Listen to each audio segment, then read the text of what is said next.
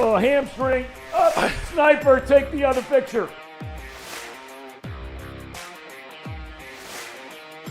A stinking Browns fan? Are you kidding me?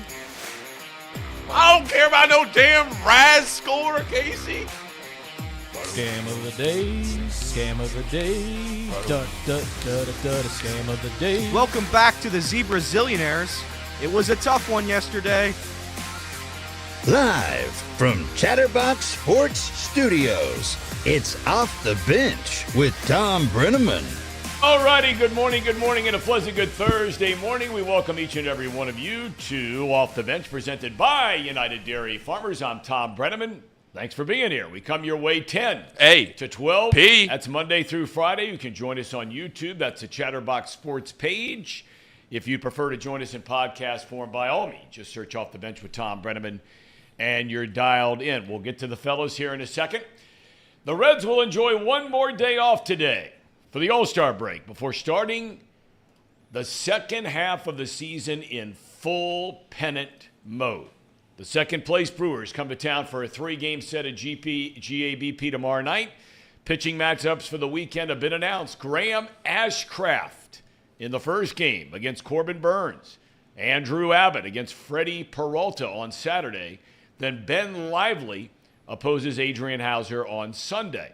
It's the start of 16 consecutive games against teams that are at least 7 games over 500. Including 6 against Milwaukee. 10 of the 16 are at home, where the Reds are only 2 games over 500.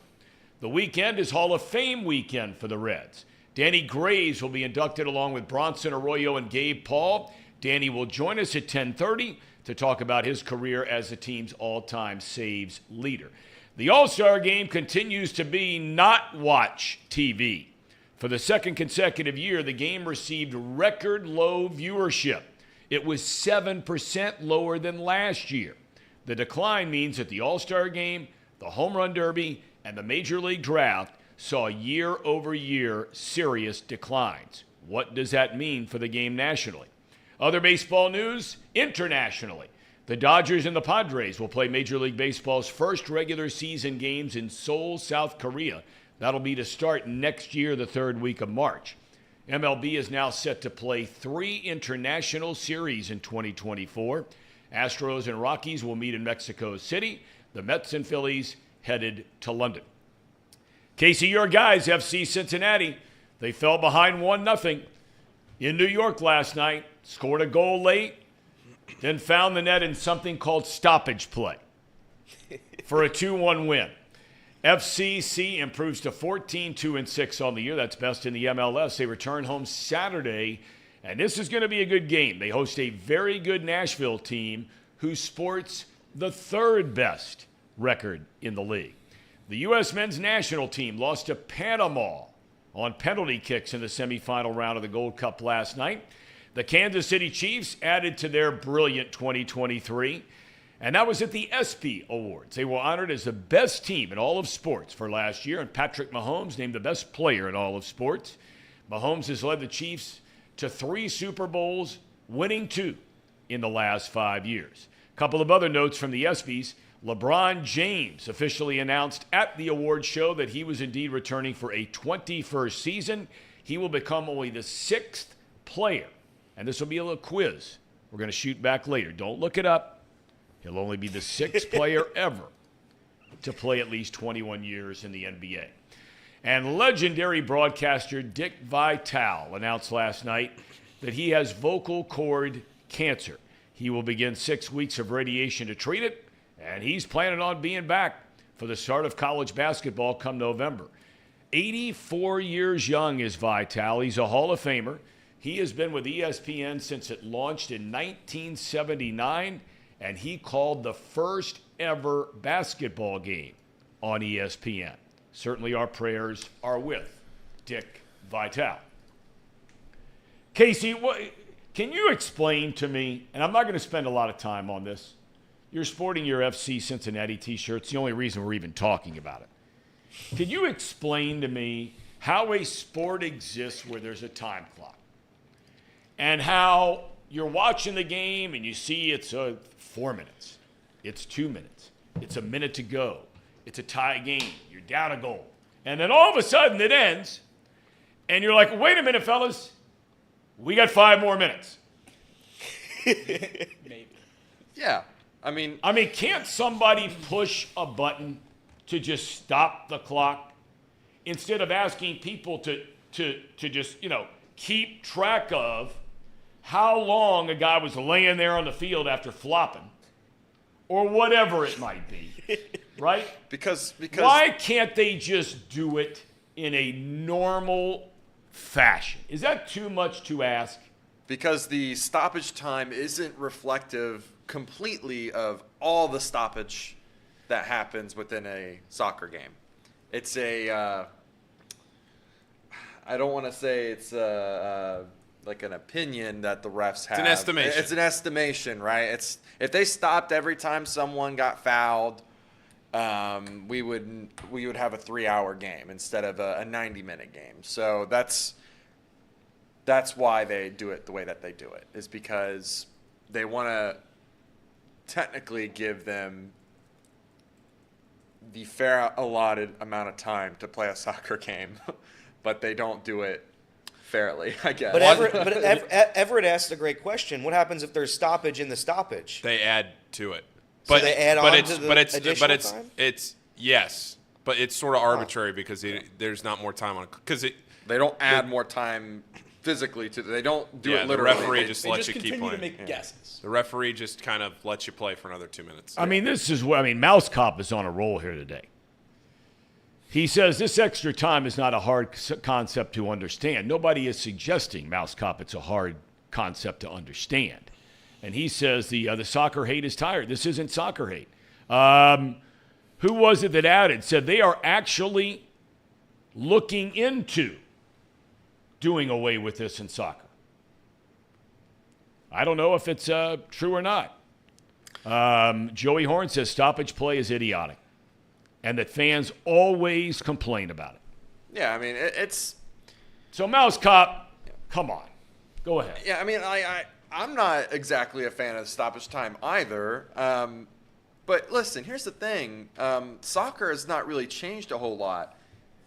But here as of late, they are talking about adding new rule changes, like the offsides rule. The offsides rule sucks. The FIFA's trying the new offsides rule, which we didn't really talk about here on this show, but it could really change the sport. Oh, entirely. boy, would it ever. You'd increase some goals now. Of course, and that's what everyone complains about. And I do too. I think there should be more goal scoring. But I think these are reasonable, but taking it to the level that soccer is just not a good sport entirely is just... I say it all the time. It's a great sport. Yeah. It's a great sport. I just think there are some things they could do for the fans.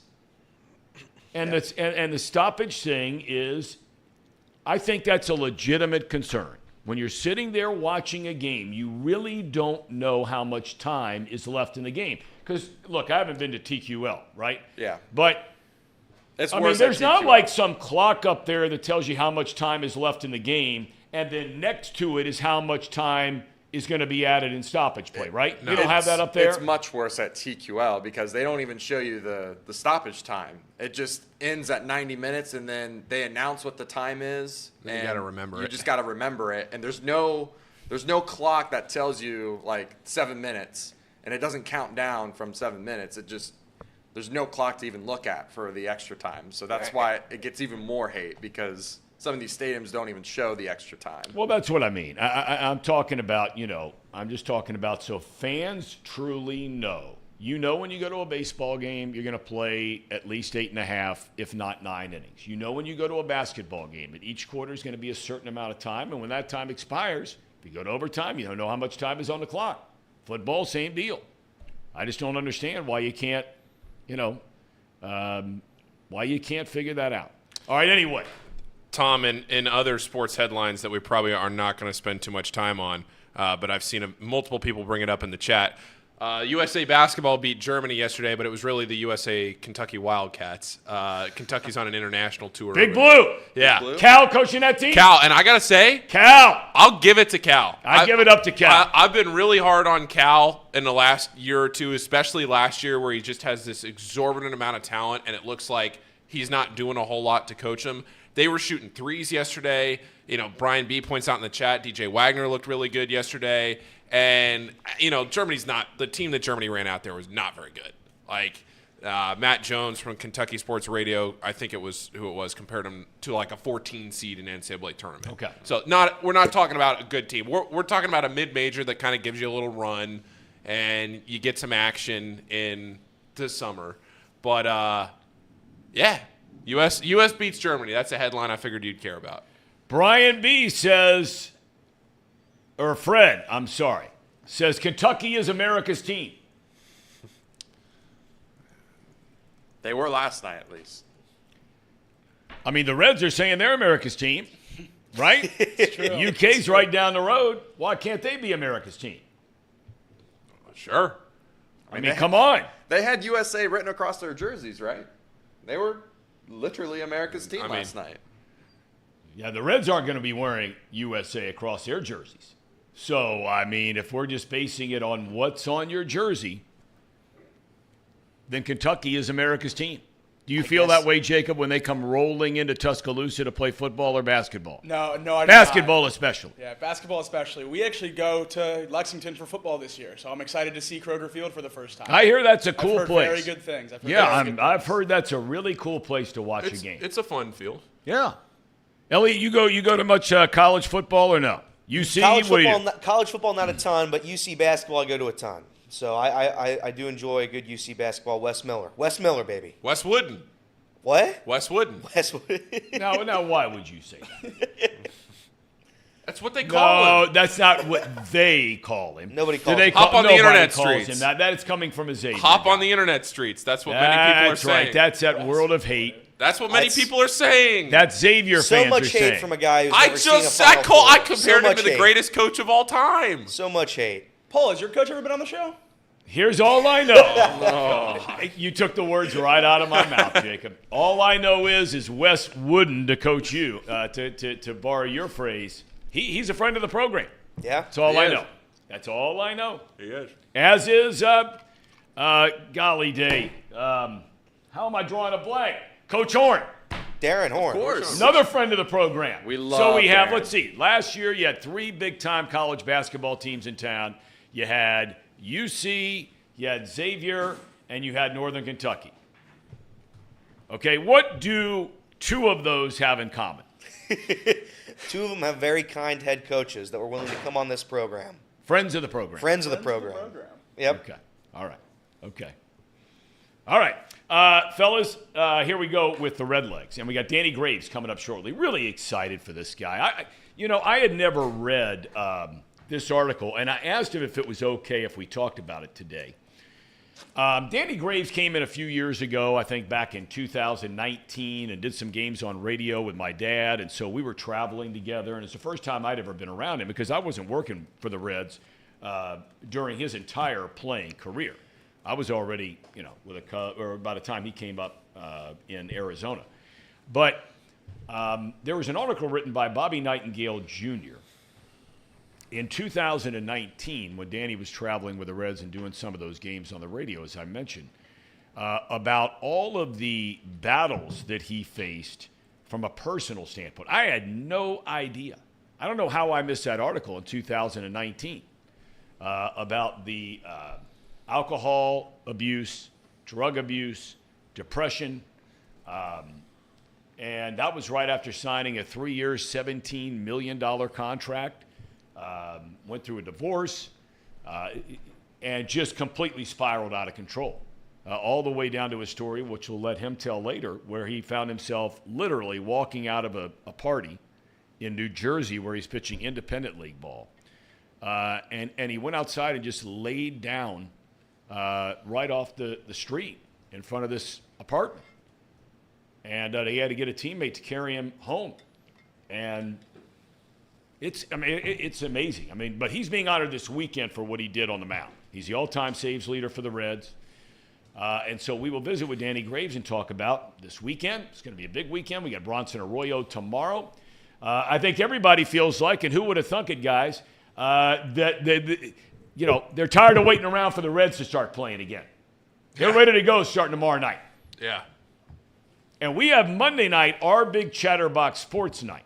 Now, look, here's the deal, okay? We've got Chatterbox Sports that used to be Cincinnati Bell riverboat deck out there in center field. It's an awesome place. I've been there many, many times. Here's what you can do, okay? So you can buy a ticket for, what is it, $100? Yeah. But let me tell you what this includes now. If you go to our Chatterbox Sports store and our newly released merchandise, for $100, now think about this for a second, okay? For $100, you will get 4 Chatterbox Sports t-shirts, and we've got some really cool t-shirts in there. I mean, really cool stuff. Agreed. So you get 4 t-shirts, you get a ticket to the riverboat, which includes an entire dinner buffet, and how many, 2 drink tickets? Yeah. Yes. I mean, beers alone, right? If it isn't that night when you all you drunkards go down there, where it's $3 or whatever it is, a normal beer is like $8, $9, $10, right? Yep. Oh, Tom, it's more than that. Is Yeah, it? it's like 13. It's like 14. 13. Okay, we'll say with a tip maybe you're $15. Right. If you get 2 beers, there's 30 right there, right? The ticket costs you another whatever, right? Sitting on the riverboat, it's not a cheap ticket. That's a nice spot. I mean, come on. So again, go to our chatterboxsports.com page. We have a store there, okay? And go ahead and get the 4 t-shirts along with a ticket and come join us on Monday night. Giants are going to be in town.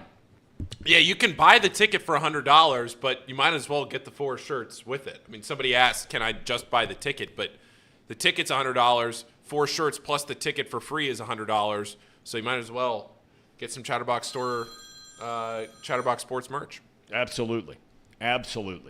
So we were inviting everybody to come down and join us on Monday night. Have all the games during the week now, not Friday nights, but are the games during the week now all of them 7 instead of 6:40? Yeah, 7:10. 7:10. Okay. So come on down. We'd love to have you. We're all going to be hanging out up there. Sir Boy Wonder says he's going to be shotgunning beers. Ooh. Are you going to join them? Shotgunning beers? Yeah. Unlikely. That's not a no, Tom. I would. That's right. I'm Christopher Ray. I will neither confirm nor deny. No, but I'm not. I am confirming. There's no such thing as. I am not shotgunning beers, but I am excited to see Sir Boy Wonder and all the others that are coming down for that night. Anybody here surprised that Graham Ashcraft is getting the first game after the All-Star? And not that means anything. It's not earth-shattering news. And Elliot, any thoughts on that? Well, I saw, so they have, the Brewers being they have the Corbin Burnsy going out on that opening night. And my initial thought, and I don't know if they do this in the MLB, Tom, but if you put your best against their best, you're risking not winning that game with your best. So maybe they're kind of not tanking, but putting Abbott on game 2 so they have a better chance to win game 2 opposed to a very close game 1. Does that happen in the MLB?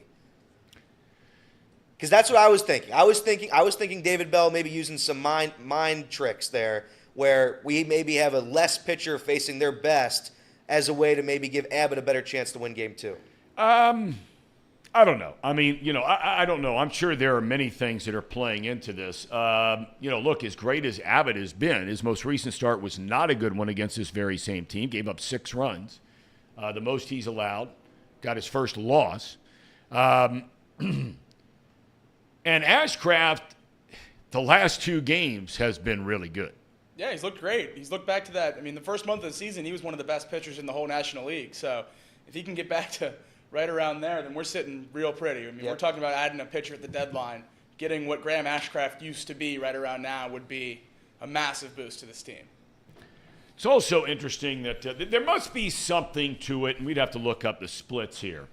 There must be something to it with right-handers against this Milwaukee lineup. Now, you know that Yelich is a left-handed batter, right? And you like to equalize him as much as you can, but you can't live in a perfect world. But it's interesting that it has to bear out numbers. You guys check this out, what the Brewers are against right-handed pitching as opposed to left-handed pitching. Because Ben Lively just came off the injured list, pitched a really good game against this Brewers team, lost 1-0 to Wade Miley. And they're going with Lively in the third game rather than, say, Brandon Williamson, who is a left-hander. Right? 228 against lefties, 233 against righties. All right, so not okay, bad. all right, okay. This is a big-time series, and we mentioned that 16 games in a row. So the Reds go 3 against Milwaukee at home. They get the Giants in town for 4 starting Monday. Chatterbox Sports Night, Monday night. That in and of itself will mean it's the biggest crowd of the year. You have 3 after that at home against the Arizona Diamondbacks, the leaders of the National League's Western Division. Then you go on the road. And, man, you talk about a brutal road trip. It's only a 2-city trip. But you go to Los Angeles to take on the Dodgers. And then you come all the way back for a 3-game series against the Brewers. Paul, these days are over of playing Colorado, some of these teams they've been playing. I mean, the only, you look back on this run where they've won, 20 of their last 25. A lot of those games, most of those games, I mean, they've been sprinkled in there with Atlanta, Milwaukee. Sure. But by and large, it's been a run against teams you should beat. Yeah, and the Reds are going to have this stretch here in the next few weeks where it's a tougher part of their schedule, and also it leads into the trade deadline. So there are a lot of things going on here, a lot of other factors at play, not just who they're actually going to line up against on the field. And the question that we brought up yesterday on Box Lunchtime was about the Reds and what they might end up doing at the trade deadline. And we're getting to a point in the season where I'm beginning to wonder if the Reds really make any moves at all. If anything, they sell off guys like Stevenson or, potentially in India or Fraley, some of those guys. But, the starting pitching that we keep talking about is going to be Hunter Green and Nick Lodolo coming back whenever that is. That's the starting pitching that we talk about trading for. That's what's going to end up happening. So then in the end, what do the Reds do at the deadline? Who do they trade? Who do they try to get? Well, you're getting to a point now, at least to me, where I wonder what are they going to end up doing? What are they going to trade? And along with that, as far as the schedule goes, you have these teams like the Dodgers who the Reds have beat the Dodgers this year. The Reds, you're going to have 6 games in the next 4 series against the Brewers. It's huge because you don't play the Brewers again after that. People don't realize that. You play the Brewers tomorrow, then you have the homestand, then you play the Brewers again. What? That's exactly right. Look at Casey. He's got the Viking helmet ready to go. Of You going to course. wear that every day? I was leaving that for you, Casey. Well, I'm obviously going to be wearing this Monday with Corey. $10 super chat, bringing my Viking helmet. I'll see you guys there. Thanks, Corey. Thank you, Corey. Thank you, Corey. Derby Stardom says, look, he says, look at the teams they play because I made reference to it a second ago. Look, I always say it's not who you play, it's when you play them. Okay? So when they lost that final game against the Dodgers, okay, back on June the 8th, this is when they started to get it rolling, which included a 12-game win streak, right? St. Louis stinks. Kansas City stinks. Houston has 3/5 of their starting rotation on the injured list. But credit to them, they go in there and sweep them. Colorado stinks. I mentioned Atlanta, right? Okay, so they lose 2 out of 3 to Atlanta. Baltimore's okay. Baltimore's not great, but they're having a good year, so fine. San Diego stinks. Washington really stinks. And then you lose 2 out of 3 to the Brewers. So, I mean, come on. Who they've been playing compared to what they're getting ready to play. And I don't think the Giants or the Diamondbacks are, these juggernaut teams. I don't think Milwaukee is either. But the bottom line is each and every opponent, as I said a little while ago, that they're getting ready to play over the next 16 games is at least 7 games over 500. It's interesting to note that after that Milwaukee series, when you look at the Reds' schedule, and again, I normally don't get too wrapped up in it because, again, it's when you play them. You don't know what's going to be going on. You take the Dodgers, for example. If I'm not mistaken, 4/5 of their starting rotation from where they began the year is currently on the injured list. Or is it all 5? I don't know if it's all 5, but I know a lot of them are hurt. So it's brutal. I mean, we're not facing the best Dodgers we can see. So, and to Tom's point, I think the Reds have struggled a bit against the best of the best when they have their best. The Astros are missing a ton of guys, as Tom said. I think this next stretch, August gets brutal. August is one of the most brutal months we've seen, and the Reds have historically struggled in that month. You have the Marlins, you have the Guardians, Blue Jays, Angels, Giants again, Diamondbacks again. So it's this next month and a half will decide if this team is a playoff team or not. But credit to the Reds, they've taken care of business against the bad teams, and that's all you can really ask. So take care of business against the bad teams, try your best against the best of the best, and we'll see where we are come the trade deadline. Am I missing something here when I continue to read in the chat about, look at that September schedule, about how easy it is? I've really never taken the time to look at it. September is... Okay, well, hang on a minute now. Okay. Is Seattle terrible? No. They're not terrible, but they're not good. I would say they're not in the playoffs right now, yeah? Correct. But they're above 500. They're right around it. Okay. I don't know. They're 1 game above 500. Okay, all right. Okay, you're talking about the Cardinals in there who stink, but they're the Cardinals, right? They're the I mean, you got to Cardinals. play them home and on the road in that month. The New York Mets are having a terrible year. Terrible year. Atrocious. Biggest disappointment in Major League Baseball. But you're going into New York. Tough place to play. Last time I checked, Minnesota, again, right around 500, terrible division.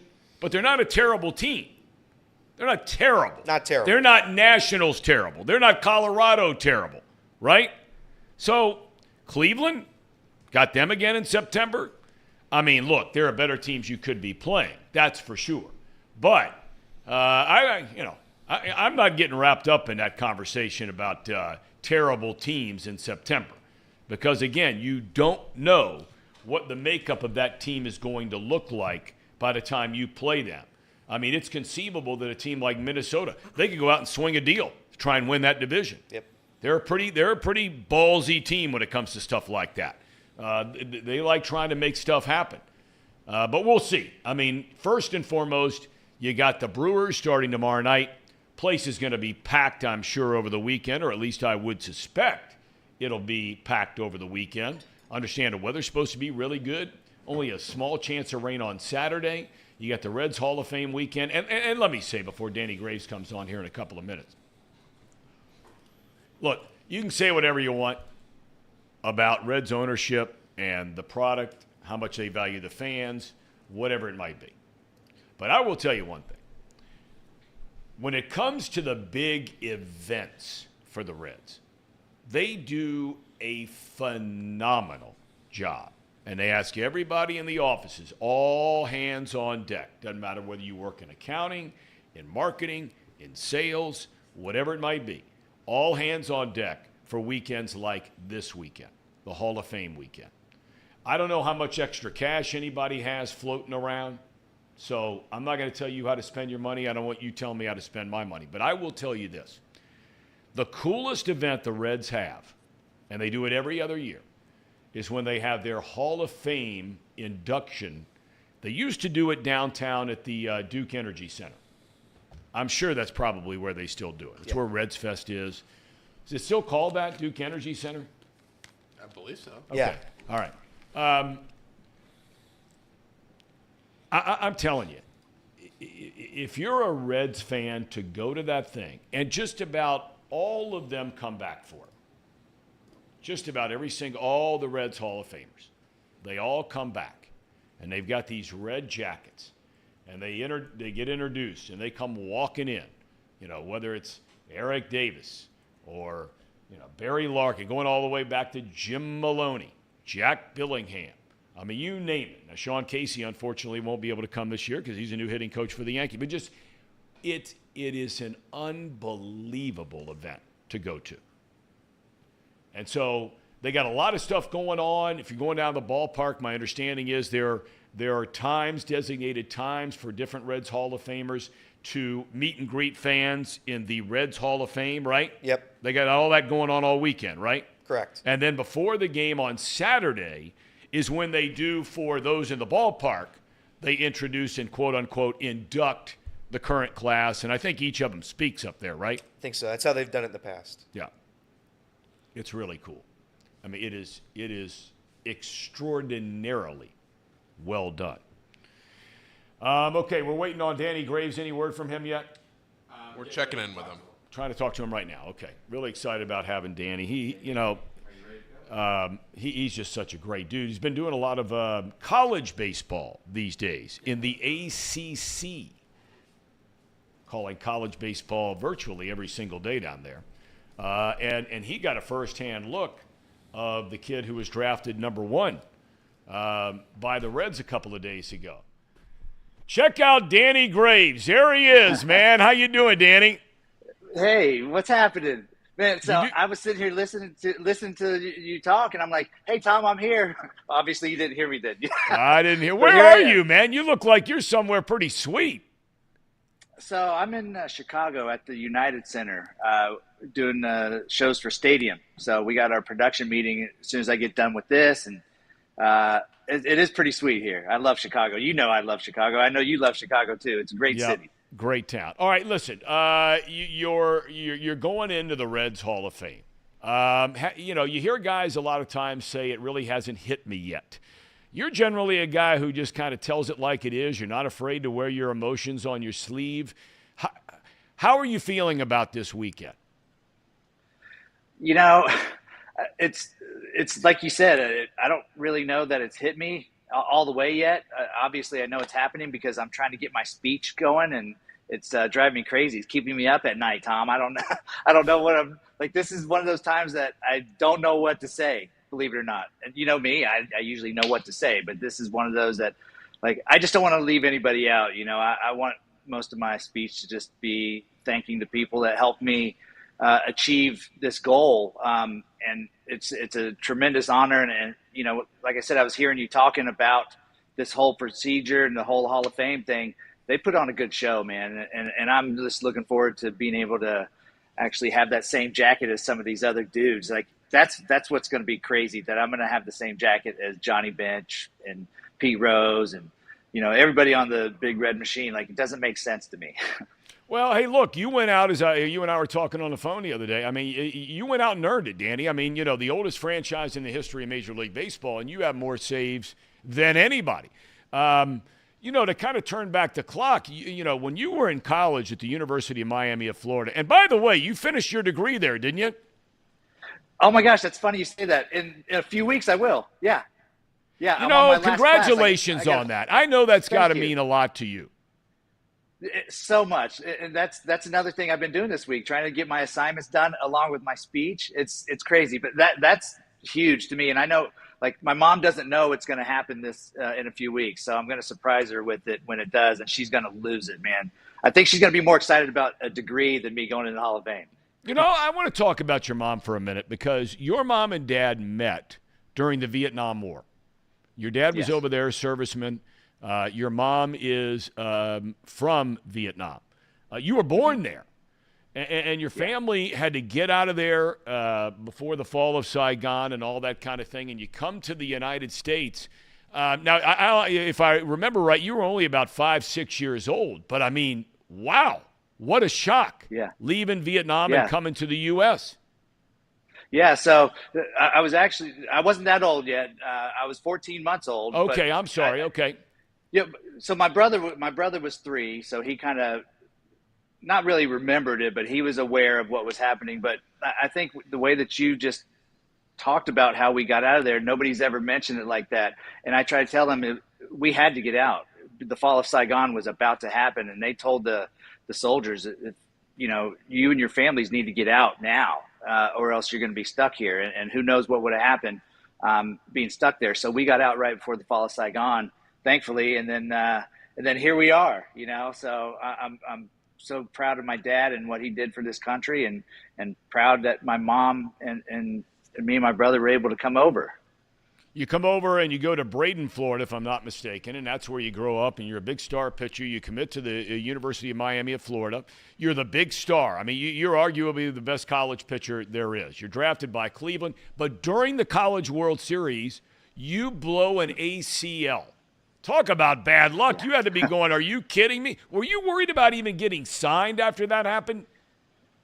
Yeah, it's because, coming up to the draft, Tom, I had already told everybody I'm not going back to school. I'm signing. It doesn't matter where I get drafted. I'm going to sign. And so the draft was on a Thursday, drafted in the 4th round, talked to the people from Cleveland. And then Saturday we had the opening game of the College World Series. So this happened in the 9th inning. I tore my ACL and get carried off the field. And I didn't even think about the pain. I thought, oh my gosh, I'm not going to play professional baseball now, and I have to go back to school. It was an awful feeling, man.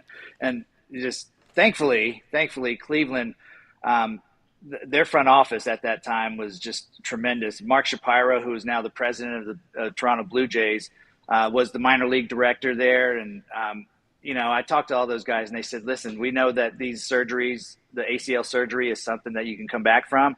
So take the rest of the summer and the fall off, and then we'll see how you are in spring training. So long story short, I got to miss short season in Watertown. Yeah, so I went straight to high A ball. So I got to miss all the lower levels, which was nice. Well, but you immediately, a year and a half later, you're in the big leagues, you come to the Reds in the trade, and you immediately, or shortly thereafter, you become the closer, which you were doing in college as well. So it wasn't like you were a starting pitcher going into the bullpen. The pressure of being a closer. There are some in the analytics world that say, hey, look, anybody can come in and get the 25th, the 26th, the 27th outs. I've never believed that for a second. I'm assuming you don't believe that either. Not for 1 second at all. Not just anybody can do it. And you've been around this game a lot longer than me, and I'm sure you've seen, just as I have, guys that have so much better stuff than I ever had, but could not get those last 3 outs. And it's a different mentality, man. It's completely different than the outs in the 8th inning. And, unless somebody has done it, it's hard for them to say that there's nothing to it. You know what I mean? There's that, obviously, the pressure that you cannot make a mistake. And if you do, you need to make an adjustment quickly, or else the game's over. Whereas the other innings, you have guys to back you up if needed. So, I don't believe that for 1 second about those last 3 outs are the same. There's so much pressure, as you just mentioned there, in that job. There's a pressure in a lot of jobs. I'm not going to say it's only baseball closers or baseball players, but that job, as it pertains to the baseball world, is pressure-packed. Game on the line, you got to get them out. If they beat you, the game's over, just like that. That led to a lot of anxiety for you, and I was talking about an article that was written, beautiful article, I thought, by Bobby Nightingale Jr., who's now moved on to Minnesota, about all of the things that you were going through at the time. Here you were, one of the best closers in all of baseball. You just get this, I think, 3 years, $17, $18 million contract. Yet, Danny, you were going home every night, and things were not such a bright world. Not bright at all. It was tough times, and I think back in those days, the whole nostalgia of the macho-ness of a professional athlete. So you had to kind of live that way, But when I would go home, I just something wasn't right. I wasn't a happy soul. The pressures of being a closer were tough, obviously, but then I went into the starting rotation, and that pressure of doing that once every 5 days was even worse for me. And then to top it off, I was going through a divorce at the time. So there was a lot that was happening off the field for me. And, people think we're invincible, but we're not. And there was times that like, I never wanted to end it, but there was times that I didn't care if it was ended. And I just, was kind of putting on a face while I was at the field and acting happy. And then I'd go drink and get just wasted and just drown in my sorrows at home. And it was just one of those things, like people don't understand the depth of mental health. Thankfully, I'm in a different place right now. And obviously there's still some tough times here and there, but I have avenues to get by and to help me get through those tough times. I see a therapist frequently. My wife is there for me, and she's very positive for me. And everybody that I deal with in the business, like Tommy, I was so excited to hear from you the other day and stuff like that. The guys that I don't see very often in this business, and I talk to them occasionally. Sean Casey, there's so many people I have in my life now that know what I went through, and they know how to get me through it if I need it. So I'm a huge advocate for mental health right now, and I encourage people just to not keep it in. Find somebody to talk to, and I've even given my email address out to people. I still get people sending me emails about their troubles and their daily issues. So we're all in this together, man. That's what I tell them. And it's okay to not be okay, but just it's not okay to not talk to somebody about it. There's no doubt about it, and we're seeing that more and more and more. And I think it's really cool and admirable that you're a guy that's not afraid to talk about it now, because there are a lot of people, like you just said, maybe back in those days for you weren't ready to talk to other people about it. I mean, you're in this world, and you're a Major League Baseball player, and back in those days, not so much anymore. But strangely enough, while you're going through all this stuff, back in those days, and we were talking about this yesterday. About how, after the game with some of your teammates, instead of sitting down and maybe having a real talk back in those days, it's let's get to the bar and talk about it. And the next thing you know, you're right back where you started again. So I just think it's incredible that you're able to share your story and everything you went through. Are you watching the Reds much these days? Now that I'm done with the college baseball stuff, yes. I'm watching them often, and I mean, the excitement there, man, is unbelievable. I love that they bring these young kids up, and these young kids are producing. And I think that's all they needed is a chance to get up there. Now that they're up there, I mean, everybody talks about Elly De La Cruz and how great he is, and I know he's a superstar. I'm not saying he's not. But Andrew Abbott is probably one of the better pitchers in the league, especially for a young guy, a young lefty. And Matt McClain, dude, he is phenomenal. This kid is a stud. I mean, he's kind of going under the radar because of Elly De La Cruz. But I mean, these young guys to go along with Jonathan India and Joey's back. Spencer Steer is so legit. They're so much fun to watch. I love these guys.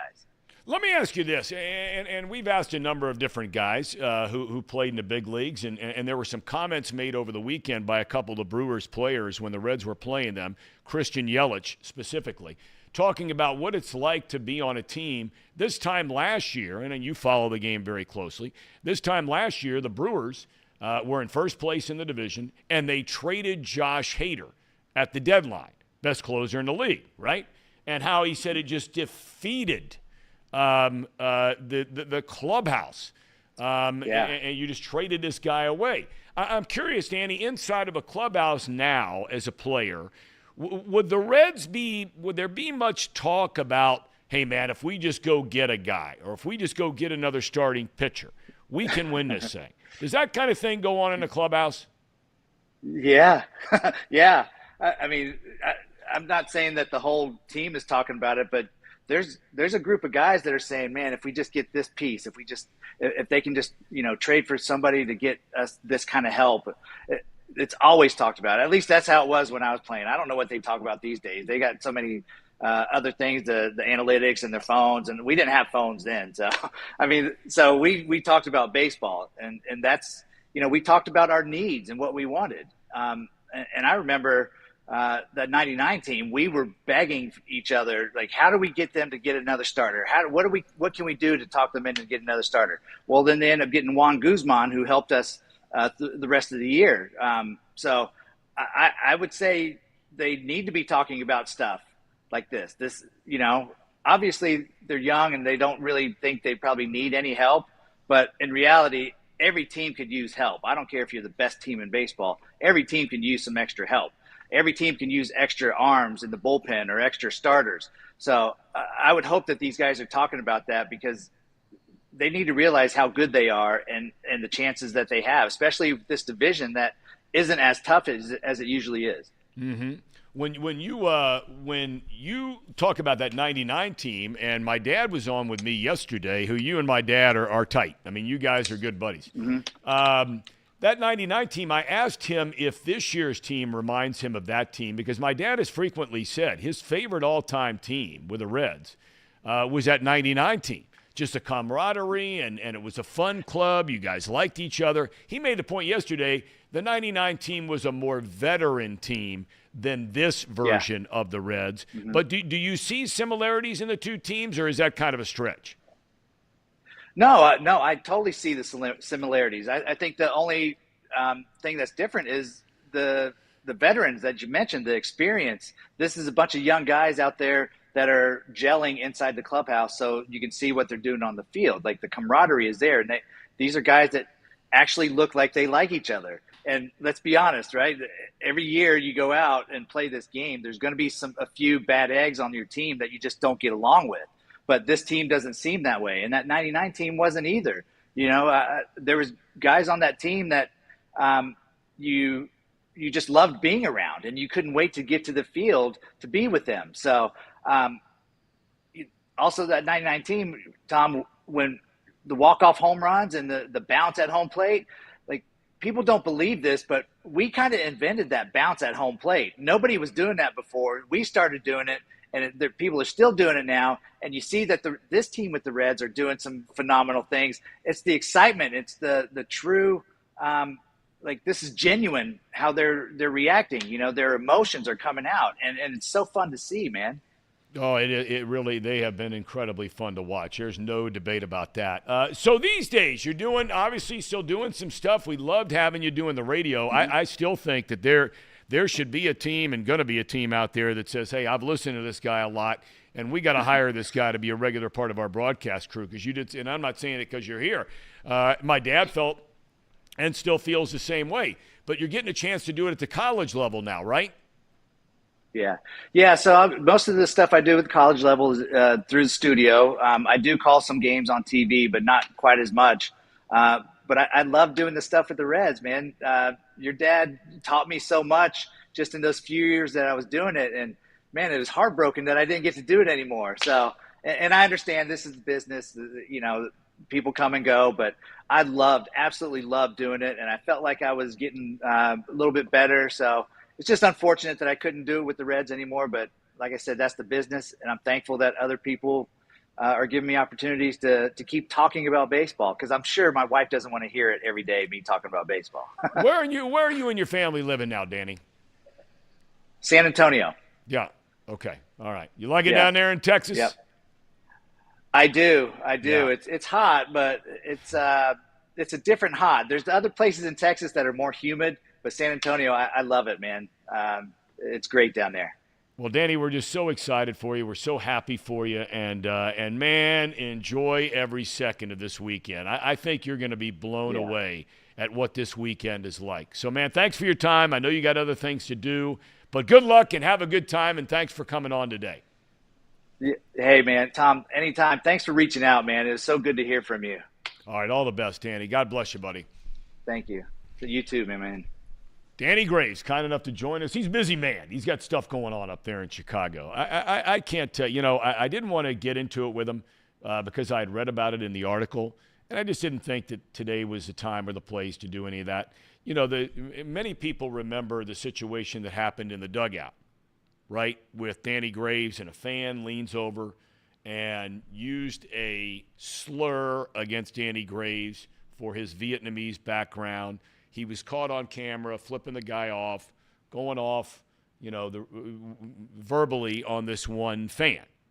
And quite honestly, the fan should have been punched and thrown out of the place. And I think he was thrown out of the place, but not punched. Should have been punched. But that was a time in his life. And I'm telling you, if you got a little time and you go to Cincinnati.com, type in Danny Graves. Might take you a little while to find it. Took me a little while to find it. But this article on this guy's struggles are just unbelievable. It was right after he signed a $17 million contract. One of the things I really wanted to ask him today, and I don't know why I didn't, doggone it, I was trying to figure out, because I wasn't here, why was Danny Graves moved from a closer to a starter? Yeah, I think that's one of the questions a lot of Reds fans have. I've never heard a definitive answer. I mean, I guess somebody can make the argument. After 99, they get Griffey, but they weren't very good for a long time during Graves and his career as a Red. But, man, I mean, things fell off the table personally and professionally for him. He goes from signing a 3-year, $17 million deal. They make him a starter. It's a disaster. And his life is unraveling on the field and off the field. 2 years later, he's pitching in independent league baseball in New Jersey. Broke after the divorce. He went from making, over $5-something million a year to making $2,000 a month pitching independent league baseball. So,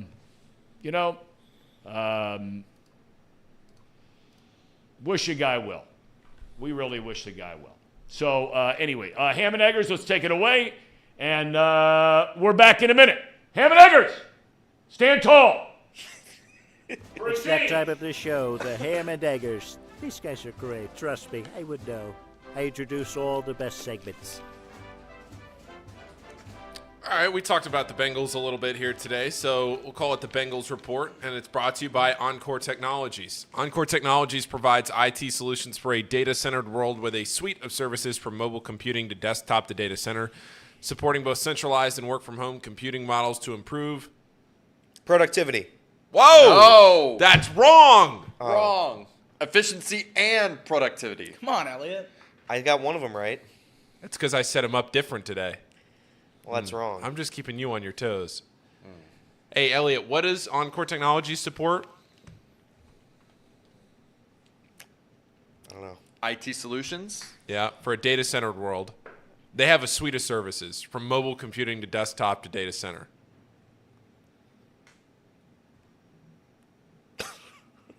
That's true, Paul. Productivity. What's going on? I was just trying to help you out. You can visit Encore.tech. The path to innovation begins here. Also, there's a new premium alkaline water. It's right here in front of me. It tastes fantastic. Made in Hamilton, Ohio, Pawnee uses natural limestone filtration, unlike the artificial processing that many other brands use. The result is a healthy alkaline water that is also the best tasting water in the world. You can visit their website at pawneewater.com. That is PAHHNI water.com.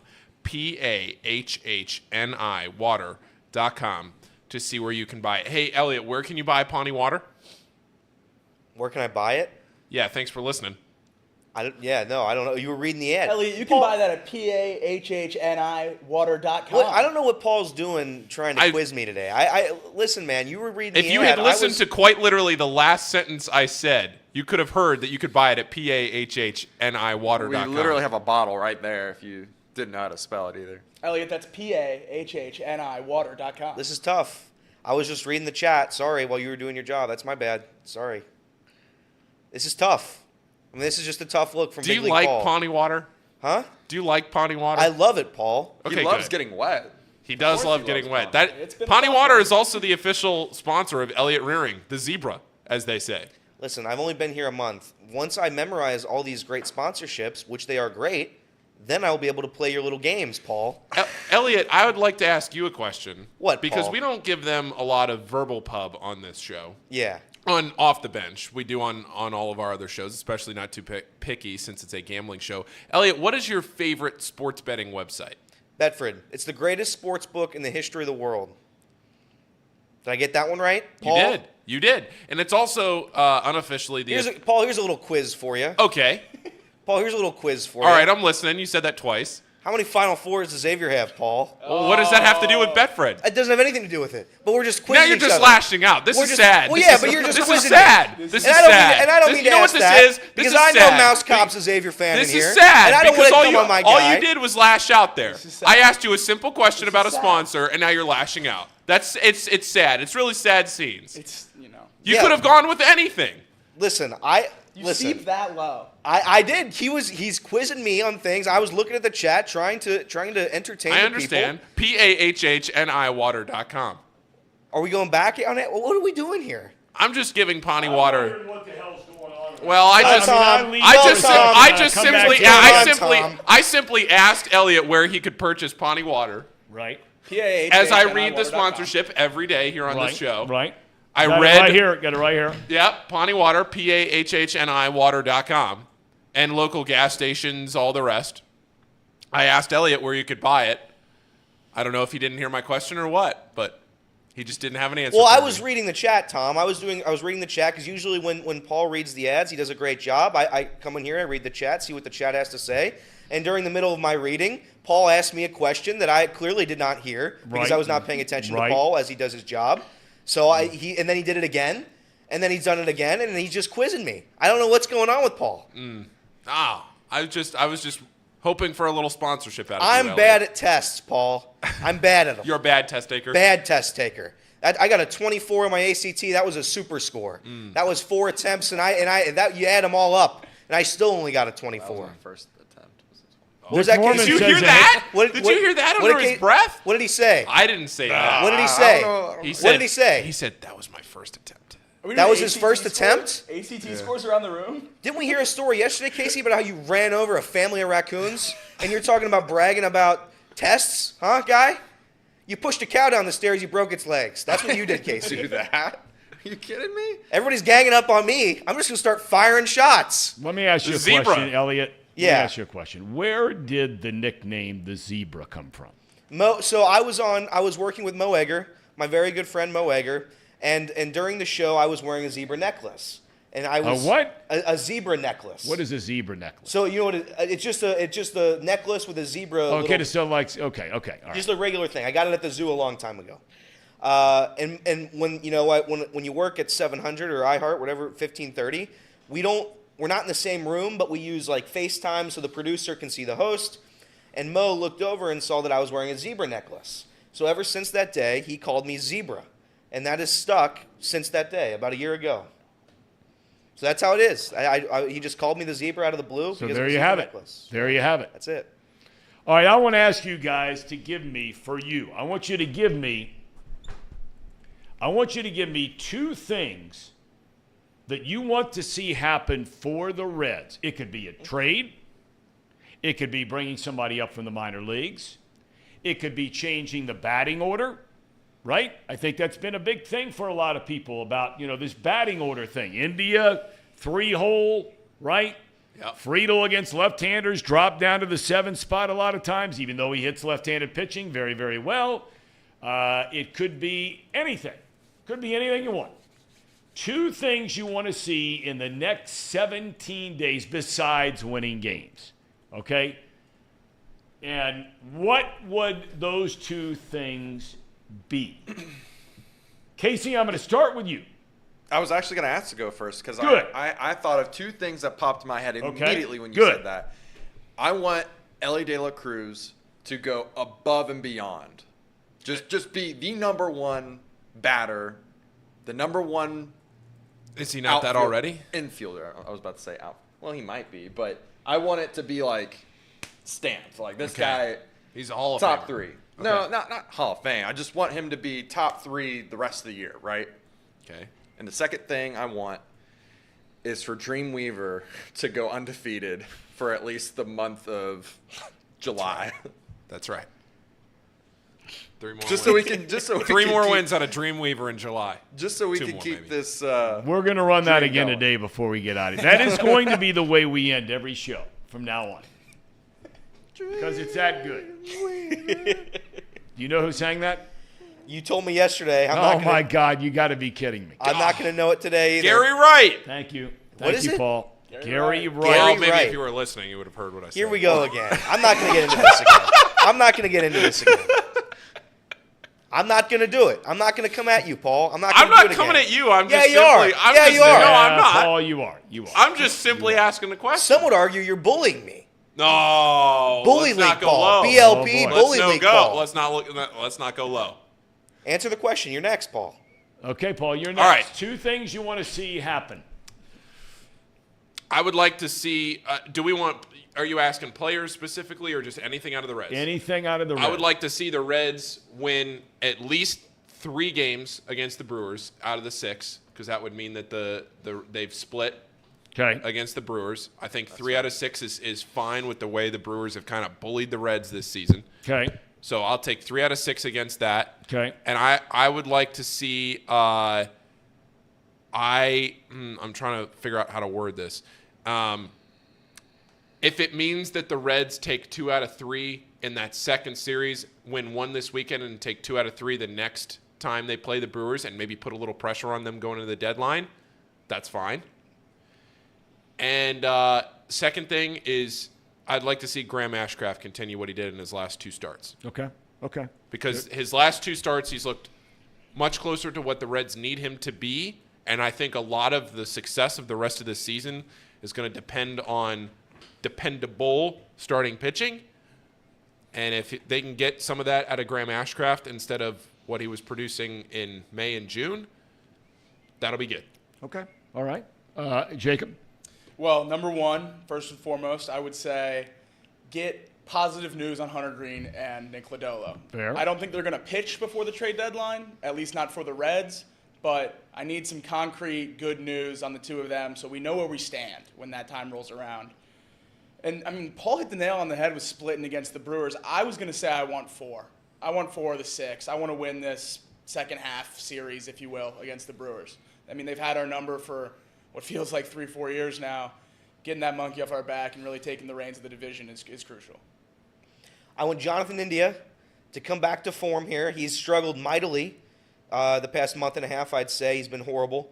So I need Jonathan India to come back to form, prove that he is a very vital piece of this franchise. And then, secondly, I need the Reds to make the postseason. At this point, I agree with Tom that it would be very disappointing for the Reds not to make the playoffs. I think going into a tank, a spiral out of control to end the season would be a disaster for me personally. So the Reds making the postseason would be my biggest one. Okay.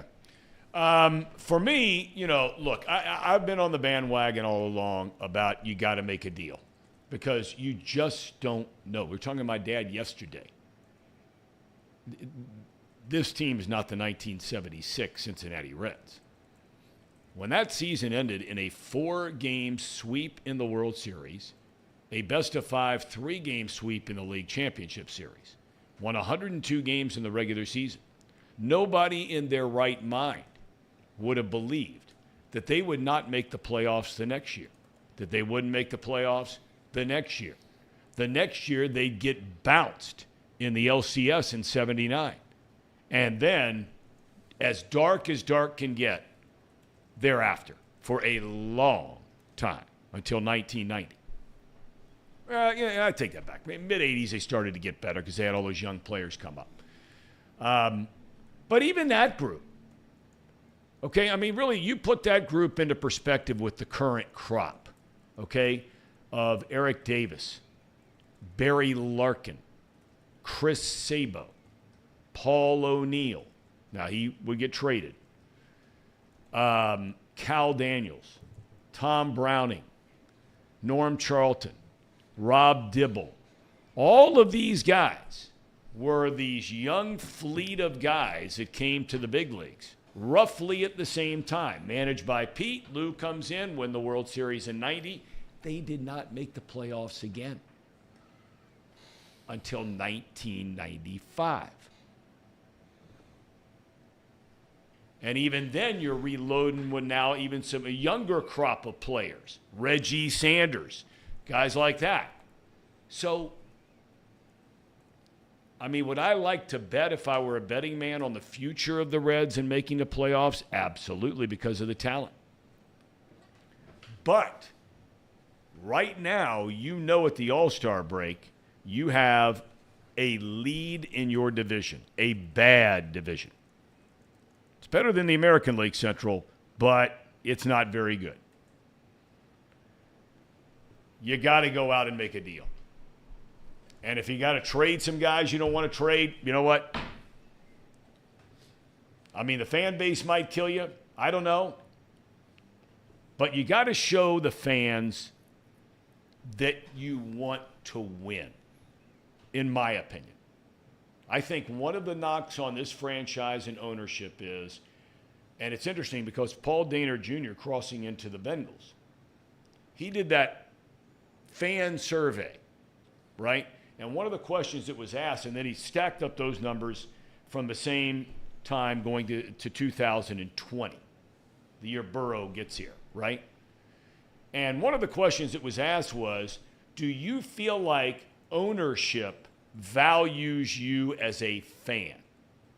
91% of those that took part in the survey, 91%. I don't know if I've ever seen a number like this from any professional sports team.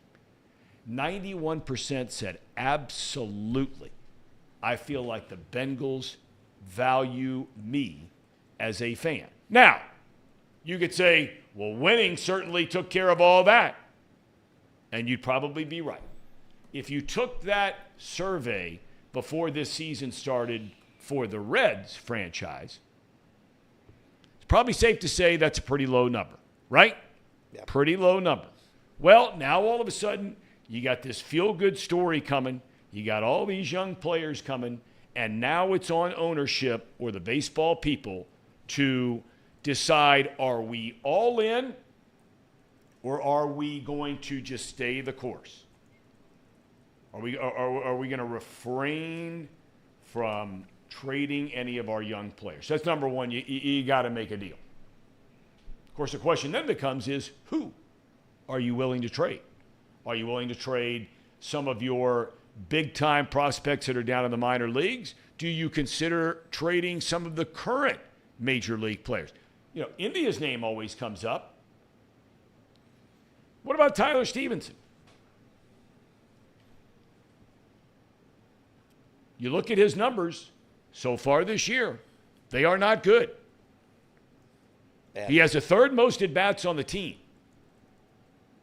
And he has one of the worst batting averages. He has one of the worst on-base percentages, and he has one of the worst OPS on the team. And he has the third most at-bats on the team. This was a guy you were thinking to yourself when the season began that really we only have two guys that you would look at as long-term guys to build your team around, right? India and Stevenson. So would you consider doing it? The other thing is, I don't know what Christian Encarnacion Strand has to do to get to the big leagues. And you can say, well, where are you going to play him? What are you going to do with him when you get here? All I know is, and Votto, obviously, 7 home runs. He's come back. His batting average might be, very, but nobody's getting worked up about it. Votto's been an impact guy. There's no doubt about it. Went through that 0 for 20-something, but in a big series against Milwaukee, he was the best player on the team on offense, most productive player on the team, where some of the young guys didn't do anything. But look, I don't know, and you don't know, and nobody knows. Nick Krall doesn't know. Christian Encarnacion Strand doesn't know. What's going to happen when he gets to the big leagues? But I'd take my chances with him as my DH every day. So would I. Yeah, me too. At this point, what he's doing in AAA, why not? This guy is hitting nearly 320. He's got 20 bombs and knocked in, almost 60 runs, right? Yep. His OPS is 1 point something, right? Yep. It's insane what he's doing. We were looking at his minor league numbers in general. This guy has not even had 850 at-bats as a minor leaguer. Think about that for a minute. 850 at-bats. If you were playing every day in the big leagues, that would be like a year and 3/4, or a year and Yeah, a little more than a year and 3/4. This dude's knocked in almost 200 runs. It's impressive. I don't know. You know, look, that's on David Bell to figure out who you're going to play and where you're going to play him. But don't you have to get him up here? Yeah, and I would have argued, I mean, he got injured right out of spring training, but he had a phenomenal spring training too. So I was calling for him to come up then. Obviously, the injury postponed that, and that's fine. But he's excelled anybody's expectations right now. 321, 392, 1.012 is what his OPS is, Tom. I think he has a place in this roster. But the issue, and the issue will be until Tyler Stevenson can figure out how to catch, is that we have 3 catchers occupying space on the roster. There's two options: cut Casali or Maley, or you send Stevenson down. Jacob said it before the show. They're not going to send Stevenson. They're down. not. He's right. So you have to cut one of them. Pick one of them. I'd argue Casali has been far worse. Offensively, at least. Casali also doesn't play. Yeah, Casali doesn't play. He exclusively catches Hunter Green. So something has to be figured out with the catcher situation before Strand can get brought up. But it needs to happen. If you're trying to win baseball games, Strand is absolutely a better option than all of those 3 catchers. So cut one of them, send one of them down. Something needs to happen there. David Brown brings up, David, you're spot on this deal. He says if you're going to start tinkering with the roster here in Encarnacion Strand, you got to get Stevenson back to catching 4 or 5 days a week. Yep. Right? Yep. You got to let go of a third catcher. David suggests Encarnacion Strand then gets promoted. He becomes a DH and platoons a little bit with Votto at first base. I think that's the way it should be. Paul, any thoughts on that? Yeah, Casey? I'm with you. Yeah, I was just going to say that I agree. Maybe the whole reason why he's not been playing well defensively is because he's just not had the opportunities, like we've said before many, many times, to consistently play there 4 or 5 times. Who's that? Stevenson. Oh, Steve, yeah, like we had the conversation with Bill Schroeder last week. Yeah, and I think there's there is merit to that. I think that's what you got to do. If that's the future plan anyways, you might as well just do it now. Yep. Because he's going to show whether or not he can do it the rest of this season, right? Like he's not going to just magically figure it out next year. But the issue I have, Casey, with that is that you're looking at all these starters. Every single one of them don't want to pitch to Stevenson. Right. Like they're given 3 options. He is the last option on every single starting pitcher's mind. But to your point. All right, but let me interrupt that real quick. Yes. If you don't mind. Yes. Forgive me for interrupting. No. Okay, I don't give a damn what those guys think about anything. Get people out and then tell me what you want. I would agree. For Hunter Green to have a personal catcher is absolutely insane. I'd agree with you. Okay, I'm like, when your ERA gets below 6.5, then tell me about who you want back there behind the plate. I'd agree. And that's what I was about to say, because I think if this is your plan, if you're going to roll with Stevenson, you play him. You play him no matter what the other pitchers say. He needs the reps. He needs the practice. He needs to improve. You can't do that having him hit DH, which he's been atrocious at. And I would argue, too, if we're really going to sit here and talk about the pitchers not liking Stevenson, then why are we even having a conversation of keeping him to begin with? We don't have another major league catcher. What's more important, that we have a really good defensive pitcher, or we have a really good pitcher-catcher relationship, that we're not giving up runs, we're not making defensive errors, or having someone that can slap hit? Right now with the Reds, we don't have another option. Like Luke Maley cannot be an everyday catcher. Kirk Casale is not an everyday catcher. Like if we don't have Tyler Stevenson right now, we don't really have an option at catcher. I mean, I know Elliot likes to bang the table for his guy Chucky Robinson, but I mean, I don't know how sticky that is. Chucky's hitting 327 with a 395 OBP, 904 OPS. Chucky can come up. He won't Chucky come up, play but Major he League could. Baseball? He didn't last year. He didn't play Major League Baseball well last year, but it's interesting to know when you look at Stevenson, you were talking about his splits. In 139 at-bats as a catcher, he's hitting 201. On-base percentage of 300. As a DH, he's hitting 283 with an on-base percentage of nearly 370. Slugging percentage roughly a wash. He's hit 2 home runs as a DH in 6 more at-bats. He's hit 4 home runs as a catcher and a lot more extra base hits as a catcher. Now, Stevenson was coming back early in the year. He was doing a lot of catching, hasn't been doing, maybe as much as some would thought, and they made that decision before the year starts. I'm not gonna get wrapped up in that stuff yet. I'm with you, though, Casey. And look, it doesn't matter what I think, doesn't matter what any of us say.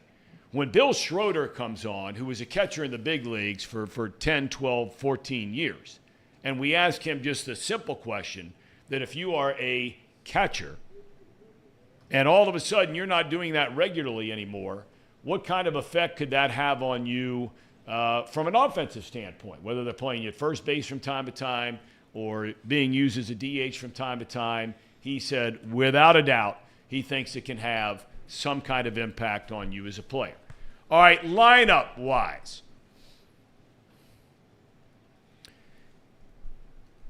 I'm going to get to some of these numbers here in a second because they're not pretty when it comes to, you talked about India. When you start getting into his splits with Jonathan India so far this year, he has been among the worst hitters on the team in pressure situation. It's mind-boggling how bad he's been in pressure situations. And look, you can say how much stock you want to put in that, whatever you want. The last 7 days, he's batting $133. The last 2 weeks, he's batting $180. And the last month, he's batting $174. To me, there is no way on God's earth. He's hitting 200 with runners in scoring position. With 2 outs and runners in scoring position, he's hitting 200. He's a 275 batter with nobody on. Okay, now you can say small sample size, that's fine. But if we're trying to win, there's no way starting tomorrow night at Great American Ballpark against right-hander Corbin Burns, there is no way with De La Cruz, with Steer, with McLean, against a right-hander, Fraley, right, Friedel, right? There is no way on God's earth that Jonathan Indian's hitting third in that lineup for me.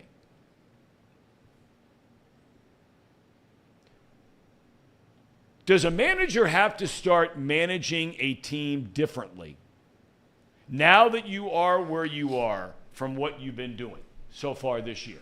Or why fix it if it ain't broke?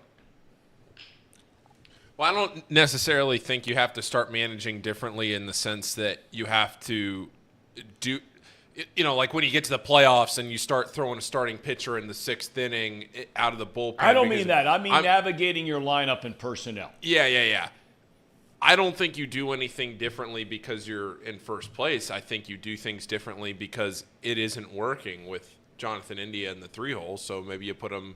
I mean, he wasn't hitting horribly as a leadoff guy, or you hit him 7th. When he hits first this year, where he has the most at-bats, 184 at-bats, he is a 283 batter with an on-base percentage of 380. Yeah. That is solid.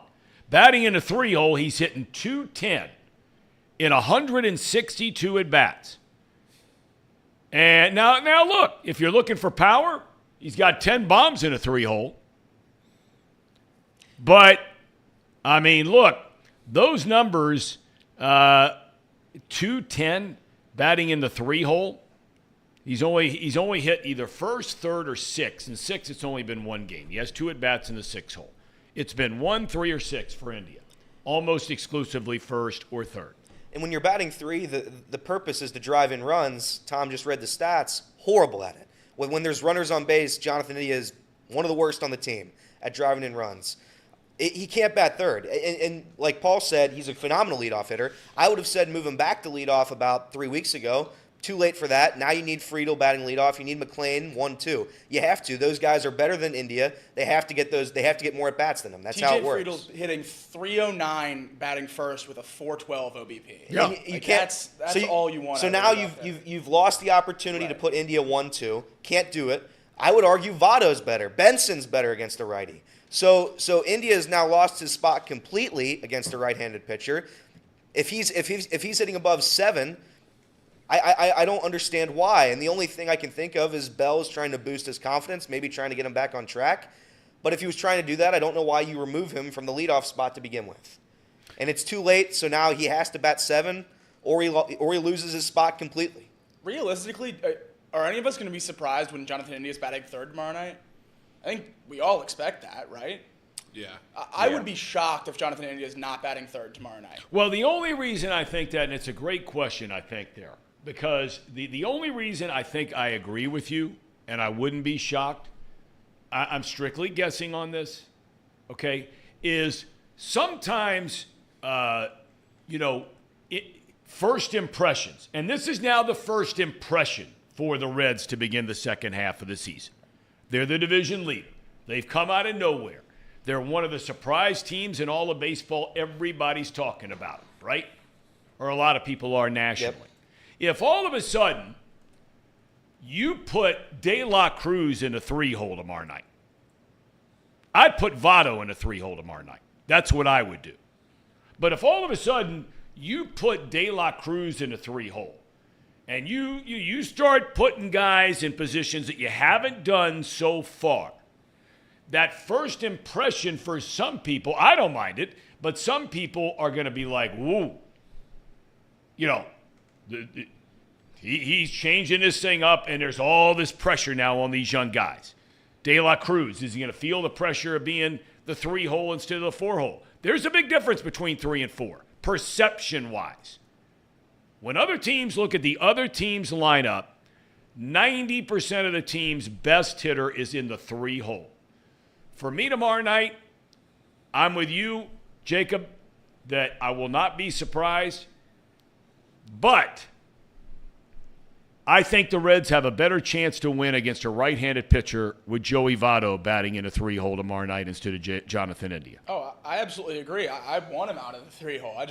David Bell, it doesn't seem like a move David Bell would make. I mean, Jonathan India went on Jim Day's show and talked about how all the trade conversations were getting to him, and he had to, talked about mental health and stuff like that. You got to wonder if that's in David Bell's mind, moving him out of the 3 spot. If trade conversations are weighing on you, moving down from 3 to 7, 8, or 9 in the lineup, I mean, that'll do work numbers on you.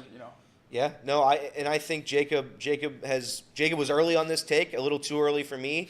But the trade India stuff, it's close we're very close in this season for Jonathan India to just not have a role outright. He's not a good defender. He's statistically the worst second baseman in Major League Baseball. So I think if he can't produce at the plate and he's not producing defensively, you're losing your spot completely as a Major League Baseball player. That's just how it works. So I don't know what happens, but at the start for me would be to agree with Tom. You move him down in the lineup, see if he can hit there, and try to go from there. I think somebody said it, but I think it is a confidence builder that they kept him at 3. I think they were just trying to plow through the slump. They were just trying to say, hey, we're not going to change anything. We're just going to keep him there at 3 and hope that he turns things around, and never really did. But I wouldn't be surprised if he did turn things around. No. Because overall, he's had a solid offensive year. He really has. Yes. I mean, it's only been the last month where he started to really struggle. And look, make no mistake about it. I think we all agree on this. He may not be crowned the captain of the team, but he is without a doubt one of the leaders down there in that clubhouse. Yeah, no, for sure. He has a role on this team as a leader. I know people Trace kind of makes the joke, if you're a leader, why isn't the team been good the last year? That role matters. It matters to have a guy in the clubhouse that you can look up to, that you can talk to, that takes a little bit of charge in there. Having him in the clubhouse helps this team 100%. 100%. The issue is if you are not going to compete at a major league level, that leadership role diminished. It just gets diminished. Jonathan India and Tyler Stevenson's situation are alarmingly similar, where we know where they stand defensively, and it's not good. And we thought their bat could outweigh that. The issue with Jonathan India is we have the replacements. Yep. We don't have a major league catcher that can replace Tyler Stevenson, which makes that move much more difficult. We have the replacements for a second baseman. We have the replacements for the infield. So I don't know how much longer he lasts. His at-bats in Milwaukee were brutal. I was in Milwaukee. I saw 2 of the 3 games. Yeah. The at-bats weren't competitive. I mean, they weren't competitive. The double play, again, I hate to bring up this one play from the series, but right before Elly brought in the winning run on Game 2, Jonathan India came up with a half-assed bunt attempt. second swing, grounded into the most routine double play ball I've ever seen. Other than he's that, bounced into a pile of those. I think he's hit pile. 7 double He leads plays. the team. Yeah. Leads the team in double plays. He's striking out. He's whiffing hard. I think it's I hate to say it. I think it's close to being the beginning of the end for him here. I don't want it to be that. Everybody in this room is cheering for Jonathan India. Don't misconstrue that. I think if he continues to struggle at the 3-hole and they're not going to change it, there's no role for him here. There's just not. Yeah, I mean, Bryce Spalding pointed out on Twitter, his first 159 plate appearances of the year, his numbers across the board on the slash line are 100 points higher than his last 240. So you know he has it in him. And batting, where he hits in the order does not make that big of a difference. I know he was hitting leadoff to start the year, and now he's hitting third. That does not make a 100-point difference in your hitting numbers. He has that in there. If he can get back to that point, he has a position on this team.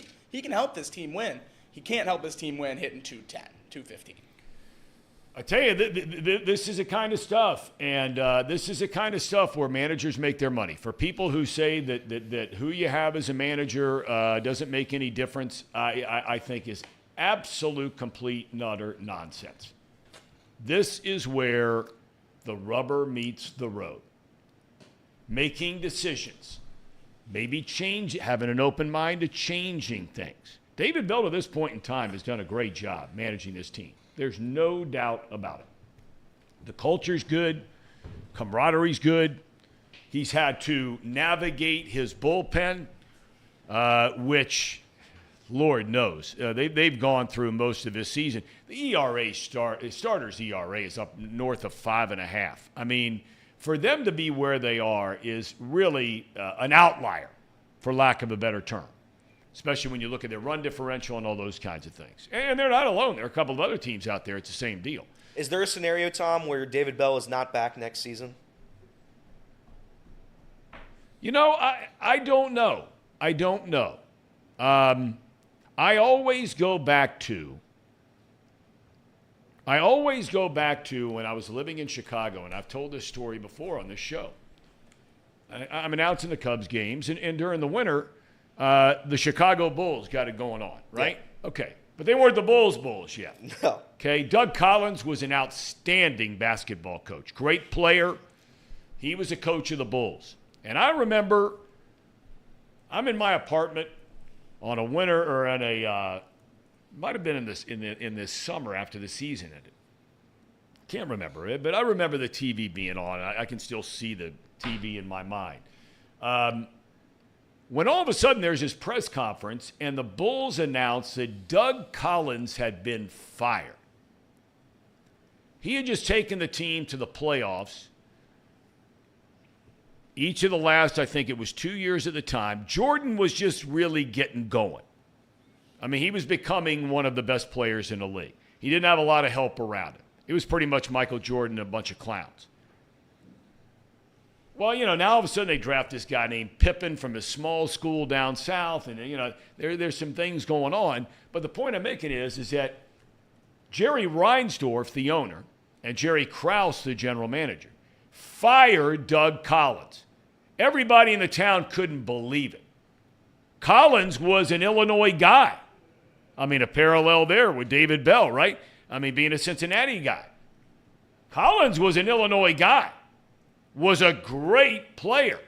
And here he is, a coach taking the Bulls to the playoffs, a franchise that had stunk forever. And then they had introduced this guy named Phil Jackson. Yeah, I mean, people in New York knew who he was. Played, rugged, tough. Been managing in that CBA, if I'm not mistaken. Yeah. Think about that for a minute, okay, to put it in perspective. The question that was asked by Elliott about David Bell. Here you fire a coach that's taking you to the playoffs, and you're bringing in a guy who's coaching in the CBA. He'd had some NBA experience as an assistant, played in the league. And I'll never forget the words that Jerry Krause uttered, the general manager. He said, Doug Collins has taken us from point A to point B. We believe that Phil Jackson is going to take us from point B to point C, and C stands for championships. 6 rings later. It worked. Pretty good move, but took a lot of heat. So, look, I'm not suggesting for a second that that's what the Reds are going to do. What about for you guys?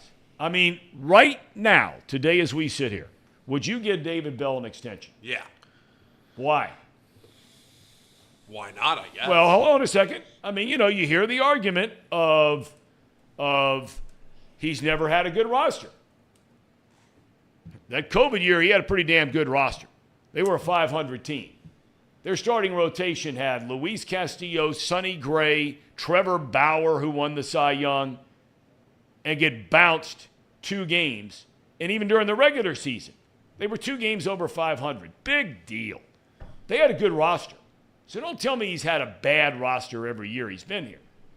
I mean, give me something that you say the reason why he's had terrible rosters the last couple of years. No doubt about that, not his fault. I just don't really value the manager, which is like a difference between you and me. Like I just don't think in today's day and age, like there are decisions you need to make, but I just don't think like, you fire him. What are you going to do? Who are you going to go get that's that much better in today's day and age, and where the games are so scripted as much as they can be? Like this, you're not managing like you were 20, 30 years ago. It's different. And if he's a good enough guy in the clubhouse and he's a good enough guy with all these guys that have gotten called up and the team likes him, why change it? Okay. I think what he has done this season, and I do think he deserves a lot of credit. This team was projected 64.5 wins by Las Vegas. Yep.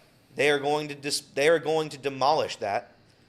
And he has done it with virtually no help. The bullpen this season, again, they've pitched extraordinarily well. I'd argue that's because of David Bell, not because of who we got. I mean, we got Ian Jabot running out there. Sure guy. Every other game, Tom. Sure guy, if not the Dream Weaver. Every other game. Dream Weaver has a 7 ERA. He's the 3rd best pitcher because the rest of them can't stay healthy. I think what he has done this season to lead the division at the midway point has been nothing short of fantastic. I think he deserves an extension unless there is a catastrophic collapse, proportions of which no team has ever done before, and they win, 7-10 games in the back half. Something historic. That would be the only way he's out, in my opinion. No, but I'm asking you, would you extend him today? Yes, I'd extend him. I'd extend him right now. Okay. I believe he's earned it. I don't disagree that he has earned it. There's a lot of games left. If we're not in the hunt for the NL Central, David Bell does not get an extension. Like if we're coming down the stretch of the season in September and we're not even playing for the division anymore, you can't give David Bell an extension. Yeah. If we're in which I don't think is going to happen. I don't think there's any way that's going to happen. But again, I don't think it needs to be quite as dramatic as Elliott's saying. If the Brewers win the division by 5-6 games, I'm not really itching to have David Bell back. Really? I think you have the team right now where you've said it time and time again that it's a disappointment if this team doesn't win the division, period, now. If you're not even competing for it, who does that fall on? That has to fall on the manager. You have the players. Well, you have the position players. Correct. I don't know if I do know. They don't have the starters as we sit here today, right, to begin the second half of the season. There's nothing David Bell can do about Luke Weaver except run him out there as long as ownership and the baseball ops people are telling you we don't have anybody else we think's any better, right? Yeah. Or until these other guys come back from injury. And Brandon Williamson whining about the rain and what people say about it. But, I mean, this kid has a chance to be a good pitcher, but now's the time you got to do it. And this is what I say on this program all the time. You guys have heard me say it. I don't want to hear about inexperience. I don't want to hear it. This is the big leagues. This is when you start playing T-ball. You get yourself physically, mentally, spiritually, emotionally ready to compete with the very best of the best in the world. You've gotten here. You are here. And you're here for a reason. So once you get here, okay, it is now time to deliver the goods. Nobody was talking about Andrew Abbott's inexperience, his first 6 starts, when he's picking them up and mowing them down, right? Right. All right, then I don't want to hear about Williamson's inexperience. I don't want to hear about any of it. Just go out there and get the job done. David Bell, he's done a great job. You got to get him some pitching help, though. It has to happen. And, the other thing that worries me a little bit, okay, is because of this terrible starting pitching. And make no mistake, it is terrible. It's terrible. I think there's, 2 teams in Major League Baseball, their starters' ERA is worse. Maybe 3. I think it's 3, but yes. Okay, but you're talking the Washingtons and the Colorados of the world. Yep. Right? Okay. All right. The other thing that worries me is because of having to use so much bullpen. If you looked at and it's indicative of who is a representative for the Reds in the All-Star game. If you took it a position by position, okay, you went closer, setup guy, middle relievers, offense, whatever it might be. The least of your concerns based on the first half of the year would be the closer spot in Alexis Diaz. He has been unbelievable, right? Blown 1 save the whole year, and as you guys pointed out yesterday, they won that game. Mm-hmm. So he's only blown 1 save. He's got 26 saves on the year. But here is what I worry about. And we talked about this a month and a half ago. Will we start to see the bullpen begin to wear down? Will there be cracks as we start asking those guys to pitch over and over and over and over again? You look at the month of April. He makes 11 appearances, does Diaz. In 1 game, does he give up a run? 1 game. That was the 3rd game of the year against Philadelphia. He makes 11 appearances, same number, in the month of May. He goes 1 game where he allowed a run. So 1 game in April, 1 game in May.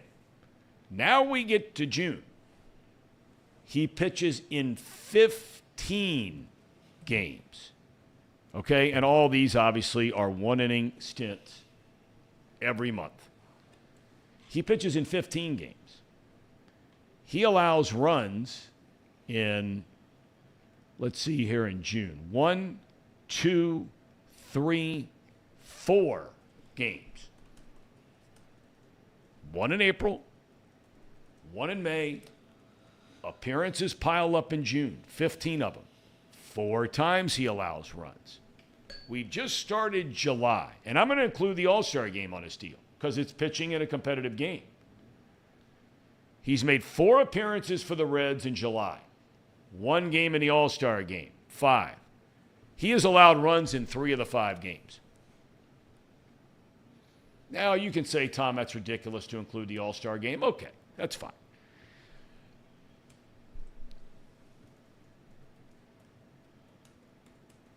That's a lot of appearances that he's had to make. And I know, again, they're all 1-inning stints. David Bell does an excellent job. His overall numbers are through the roof. 4 innings, 22 hits allowed, 61 punch-outs, 19 walks. But the point is this season has gone on, and that wear and tear has continued on Alexis Diaz. Are we starting to see cracks?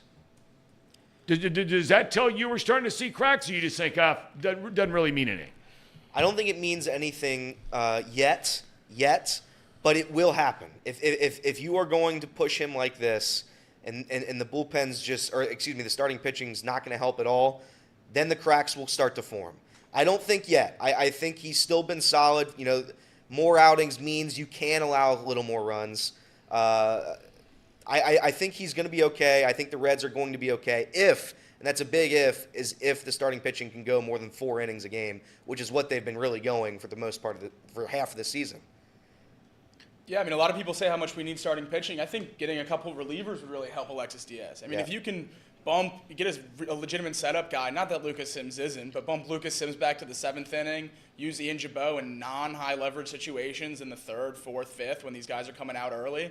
That's what will really help this bullpen. And the guys that are actually good relievers will be able to have less outings and pitch better. So, I mean, yeah, everyone likes the, starter. Everyone wants to get the Lucas Giolito, the Shane Bieber, but you get two relievers, the fact that we have one left-handed relief pitcher in our bullpen is a joke in 2023. Get a couple relief pitchers. That'll help this team just as much. Robert Nance in the chat says Diaz, he believes, has a tired arm. He says check with the Cowboys. The Cowboys said that? Yeah. That would be rare for the Cowboys. He has said that. I don't know if he said exactly a tired arm, but he has made comments about how much we're using Diaz. Yes. Well, that's surprising because Brantley, we got to get him on the show. I'm gonna call him after the show's over because he's one of those guys where he thinks that a lot of these guys in the bullpen are babied. He used to talk about, he'd show up every single day, even when he was a setup guy initially actually, he was kind of the middle relief guy in San Francisco when he first came up. Then he works his way into the setup role in front of Rod Beck, then becomes the closer for the Giants before coming over to the Reds. But he talks all the time. Mr. Moe says a Cowboy has said that Diaz looks fatigued. But he's saying it's because he misses and he's missing his arm slot where he needs to be. But anyway, a Cowboy talks all the time about how a lot of these guys are underworked. But again, we'll get him on the show and let him speak for himself. There was one other thing I was thinking about with this team that I thought to myself here in the second half has got to happen.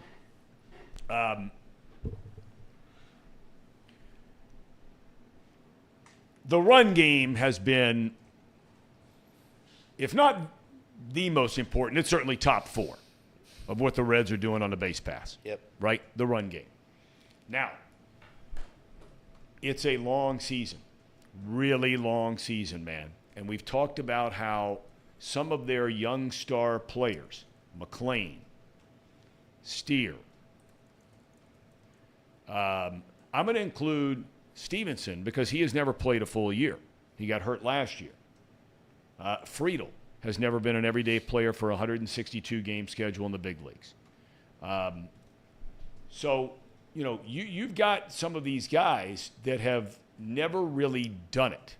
And it's a big difference between 128, 132-game schedule as opposed to 162. Those extra 35, 40 games are a big deal. Hot, travel, wear and tear, beat up. The run game, you got to really, really push it harder for me. Because that's the one thing where the Reds have if there's one area where the Reds separate themselves from the pack, and they're among the top 7, 8 highest scoring teams in the league, but the run game is a big part of that. And I'm not talking about guys stealing home. That was cool. But it may not happen again in our lifetime. But you got to keep pushing and pushing and pushing. Because this team is going to have to continue to score runs.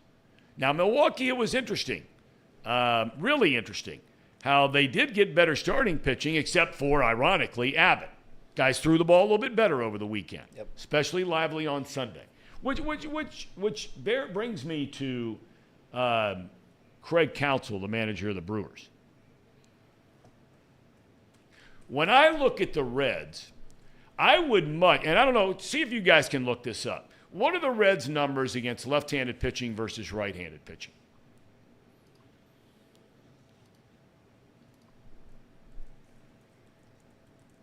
I'm curious what they are so far this year. Versus lefties, the Reds are hitting 263. Versus righties, they're hitting 255.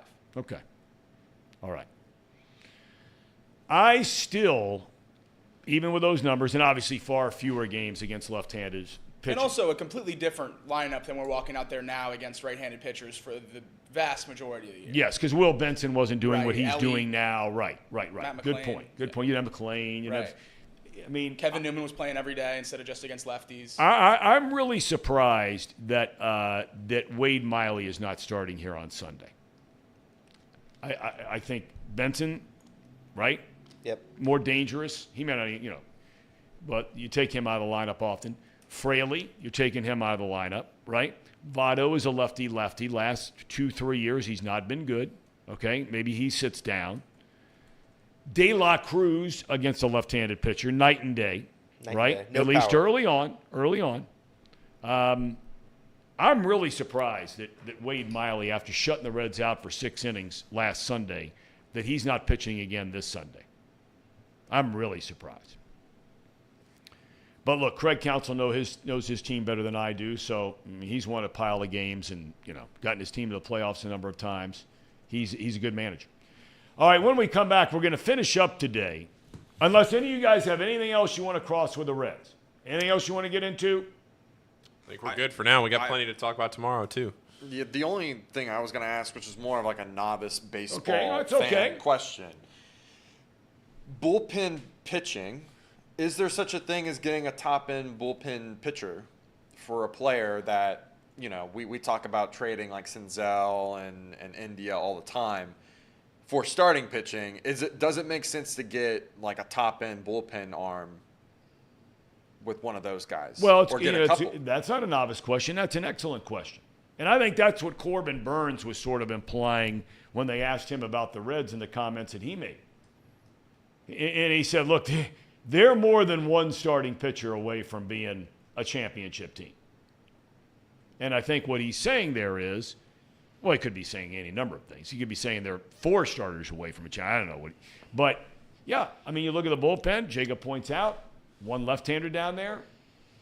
I mean, I don't know if Nick Krall called or not. A lot of people like to sit around, and I'm not suggesting Nick did this because he doesn't ever sit around. He's always moving and got something going on. But I would have found a way to go get Chapman. We said it at the time. The further you go towards a trade deadline, and my dad said it too yesterday, the higher the price tag. And then inside of just that nugget becomes, if you're trading for a player, in this case, relief pitcher, but really starting pitcher, okay, or teams that need a bat. And the Reds, they don't need a bat. If you're trading for a guy who's in the last year of his contract, so you're only going to have him for 2.5 months, maybe the playoffs. The asking price generally is not nearly as high as it would be if you're going out to get a player and or pitcher that you would have control over for another year or 2 years. So, Shohei Ohtani. Okay, now that's a bad example because you're going to have to trade 8 players for him. But Shane Bieber, his name comes up frequently from the Indians. Shane Bieber is not eligible for free agency. So you would be getting Bieber much like you got Bauer, where you get him for the second half of this year, and then you'll go to arbitration, or if you want to sign him to a long-term deal, sign him a long-term deal. But you have him next year.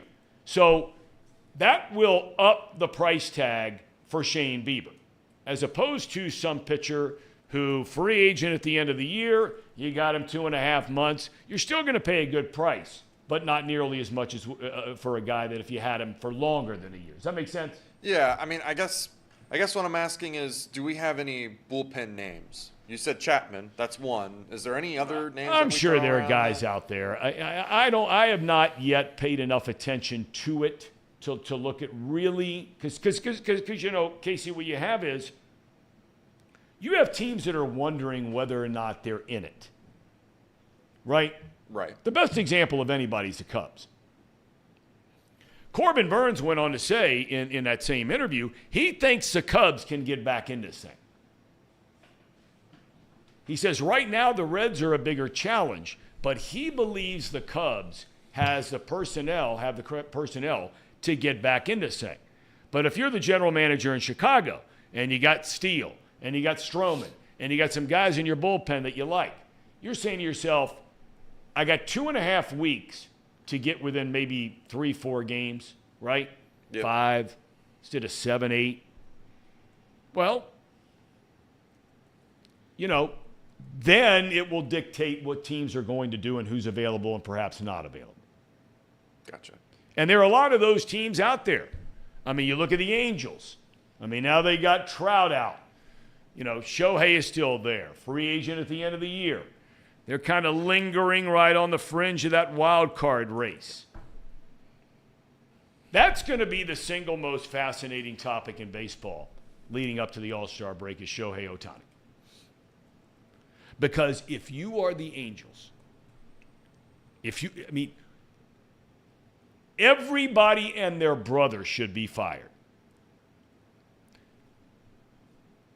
If between now and the trade deadline, they don't have a serious sit-down, nonstop running conversation with Shohei Ohtani's agent to find out whether or not they legitimately have a chance to re-sign him. I mean, it almost has to be like you get the deal done now. Mm-hmm. Because if you don't get the deal done now, you cannot go past the trade deadline. Because if there's any player in baseball, and I'd make the argument, if Mike Trout were healthy and available on the market, you're not going to get as much for Mike Trout as you're going to get for Shohei Ohtani in a trade. Because of what Ohtani can do. Certainly. Pitch and hit. That will be fascinating what's going to happen there. Did you see the comments the Angels owner made?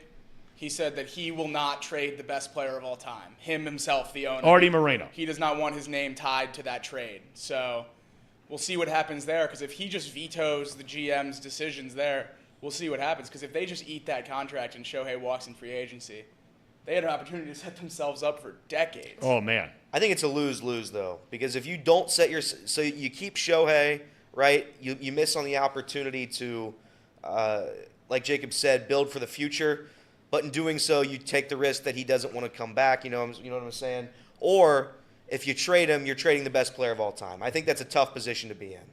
I think that's a really tough position to be in if you're the owner. Well, look, I know Artie Moreno. He was one of the original investors of the Arizona Diamondbacks. In fact, he had the most money of anybody, one person. There was a handful of them there that all threw money into the deal to buy the team. But Moreno was involved. Fascinating story. I'd love to get that guy on the show sometime. His whole story is just an unbelievable story about working his way up and accumulating the wealth and so on and so forth. A lot of people don't like his ownership group out there in Anaheim. They've spent money like drunken sailors out there on players. And it hadn't worked out. I mean, whether it's Anthony Rendon, some other guys they brought in there. I mean, and then you have the kid who died. But, boy, I'm really surprised that Artie Moreno would make that kind of statement. Because, of course, it's interesting he would say that, though, Jacob, because remember, about 4 months ago, he said he was going to sell the team. Right. Right? And now he says he's not selling the team. Yep. I think that could be part of it, though, because, again, he's rekindling that relationship with Angels fans. To trade a guy like Shohei Ohtani, I mean, if something like that happened in Cincinnati, trade a star player like that, probably back-to-back MVP, that fan base is not going to be too happy with you, even if it is the right move. So I kind of understand where he's coming from, if he legitimately thinks they have a chance to re-sign him. I got to know if I'm the Angels. Yeah, I agree. I got to know. I got to get him signed before the deadline. Yep. I mean, I got to get him signed because I don't want to go to October. We don't make the playoffs. We don't get the players we potentially could have brought in to, like you said, build this franchise for a decade. And then all of a sudden I'm competing with the New York Yankees and the LA Dodgers to try and keep the guy.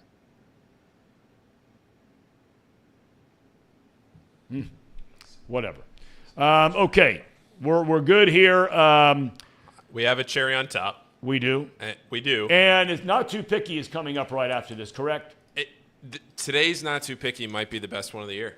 Today is quite. Give us a serious tease for that. What's that mean? Well, here you go, Tom. Today is quite literally the only day of the year where you don't have a single thing to bet on. So we're going to do a betting show. So we're going to do a betting show today. But that's after the cherry on top. Oh, no. So because there is nothing to bet on and there are no sports today, I decided to pull up one of the greatest sports highlights of all time from Bocce, Watch this. Oh, look at this, Tom. Wait, For hold those on. of you that don't know, you have Wait to get for it. closest to the white ball. to Watch get- this. Oh, my Bang. God. Look at that. Unbelievable. Pure. And that's 2 points right there. Pure. That's unbelievable. Freeze this for a second. For those that have not played bocce, it is one of the greatest sports of all time. It is we have the biggest in our neighborhood. It's been going on for 12, 14 years.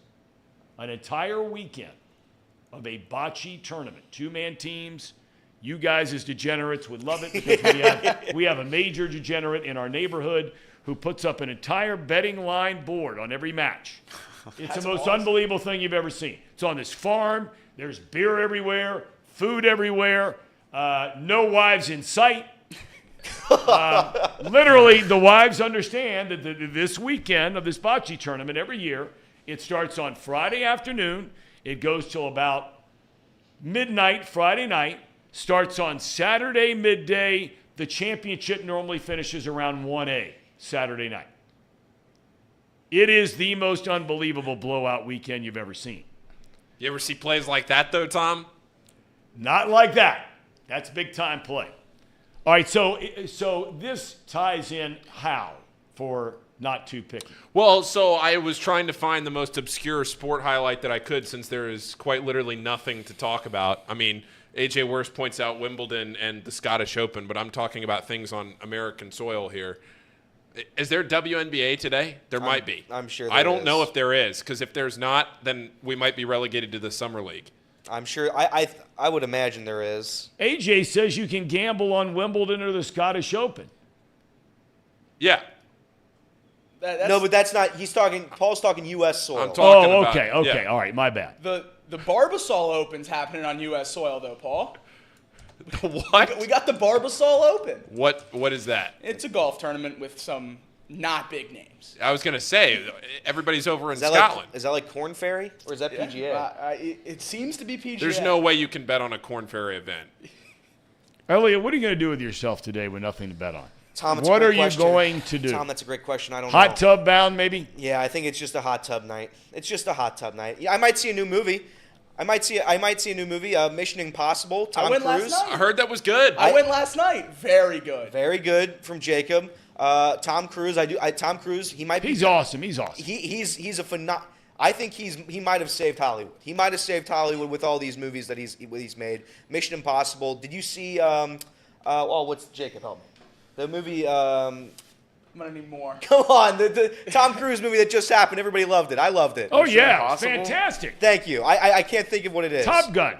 Maverick. Come on. Jacob, you didn't help me there. But no, I think Tom Cruise is phenomenal. He makes, and he does all his stunts, Tom. He's flying I know out, he does. He's I know flying he out does. of planes and all kinds of weird. I saw him. They shenanigans. filmed that, of course, the home of the Navy SEALs, right? Yeah. And where all the fighters go out, right there on Coronado Island. They were filming a couple of scenes from that with Cruise in them. Everybody went crazy. Guys hanging out. I love it. All right, so what are you going to watch tonight? It's Mission Impossible 8, I think. 8. Is it? No. I think it's 8. Part 1. Part 1. It's 8 part 1. Oh, got it. 7 was the last one. So Mission Impossible tonight, 7 o'clock, Western Hills Cinemark. See you there. Really? Wow. I'll see you there, Tom. Western Hills Cinemark. Let's Luke and I are cooking dinner for the family tonight. Oh, I see. What are we cooking up? We are cooking up pork chops, twice baked potatoes, a little salad, little mac and cheese. Ooh, nice. Tom. Doesn't get better than that, baby. Luke and I are on duty tonight. Where's Making our dinner. invites to that meal? Man. Yeah, no invites for the Chatterbox crew. Interesting. Not a chance. They have been instructed to close all the gates down, in and around the hood. Twice baked potatoes are mid. What does mid mean? Not good, which is a horrible that is a take. horrible take. Twice baked potatoes are phenomenal. Are amazing. Yeah, Phenomenal. very good. So mid means what? Teaching Tom moment here. It means bad. Yeah. It means it's bad. It's just not good. What is mid short for? Mediocre? No, it can't be mediocre. I What? think that's. I think it might be. I think. Or like mid-tier. Yeah, mid-tier. like Yeah, okay. yeah. All right, I got it now. Okay. All right. middle Okay. of the road. Look, it's going to become a tradition. It may not be one yet, but it'll be 2 days in a row. Oh, no. Where, where as we're, sort of moving from one show here on Chatterbox to the next, we do our best to leave you with a little something once more. For those of you that were not with us yesterday, this was something that was posted and apparently will be posted every single time Luke Weaver starts a game for the Cincinnati Reds. So Casey, Paul, Jacob Elliott, thank you very much. Ladies and gentlemen, I present to you, not Gary Wright, but Elliott Rearing. Please take it away.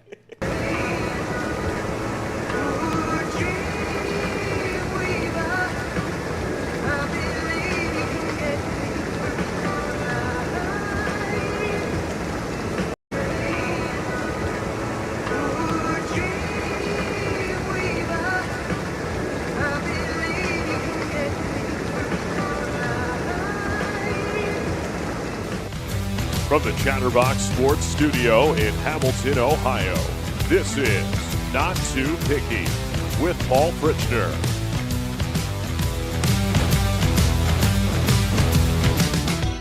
We're here. Not Too Picky. And fellas, we got a lot to talk about today. A lot. Elliot, how are you?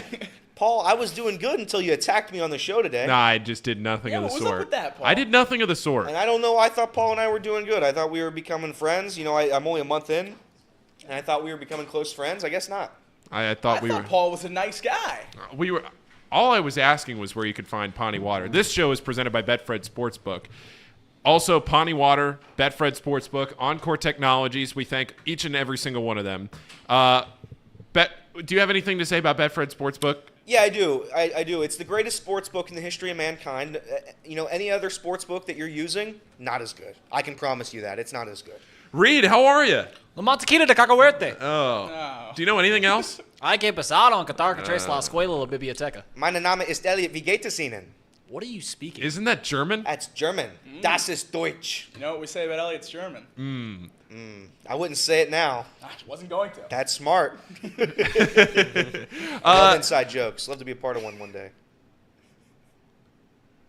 We're just gonna quote. Yeah, we're just gonna quote The Office. Yeah, we can have an Office quote. This third hour of Off the Bench or of Chatterbox content has just turned into Office quotes. Well, it's also this is quite literally just the chat show, especially today when there is nothing on American soil to bet on. Now I have to go into the Betfred Sportsbook to make sure.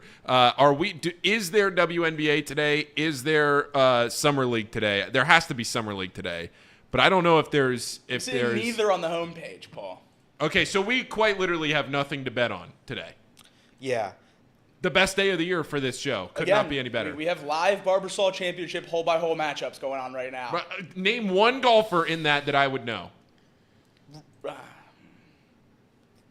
Yeah, next topic, Paul. All right, good.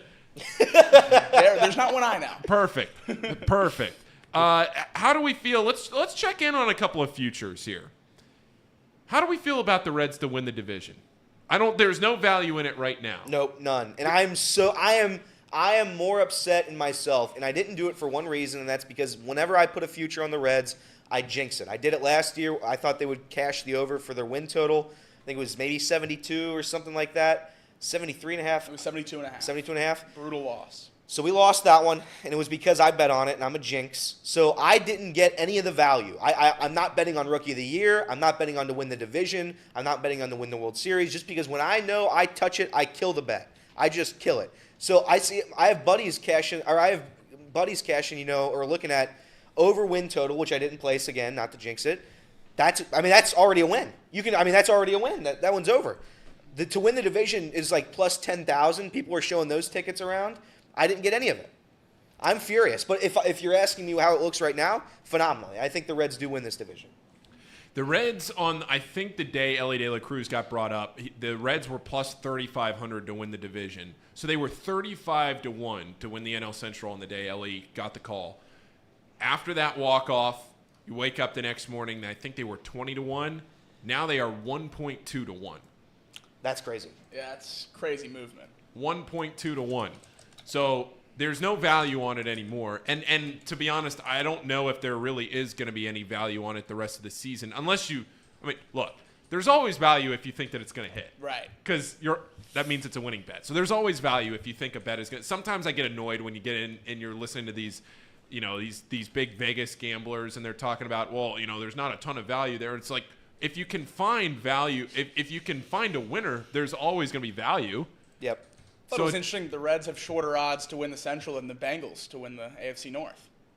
Bengals are plus 130, right? Yep. So just shorter? Just shorter. Yeah, so if you think that the Reds are going to win the Central, at least now you're still getting them at plus odds, because I don't know how much longer you're going to get that. Eventually, if the Reds play well against the Brewers, it's going to flip eventually, because it's the Reds and the Brewers right there at the top, and then eventually it's just going to flip. Yeah. There is also, there's a poll in the chat right now, worst Chatterbox employee, Elliot, Paul, Reed, Casey. Huh. I'm going to vote. I wonder who's going to win, who's going to get the most votes there, guys.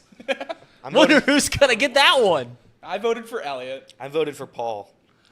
Well, you know what? I was going to vote for myself, but now I'm going to vote for Elliot. That's fine. That's fine.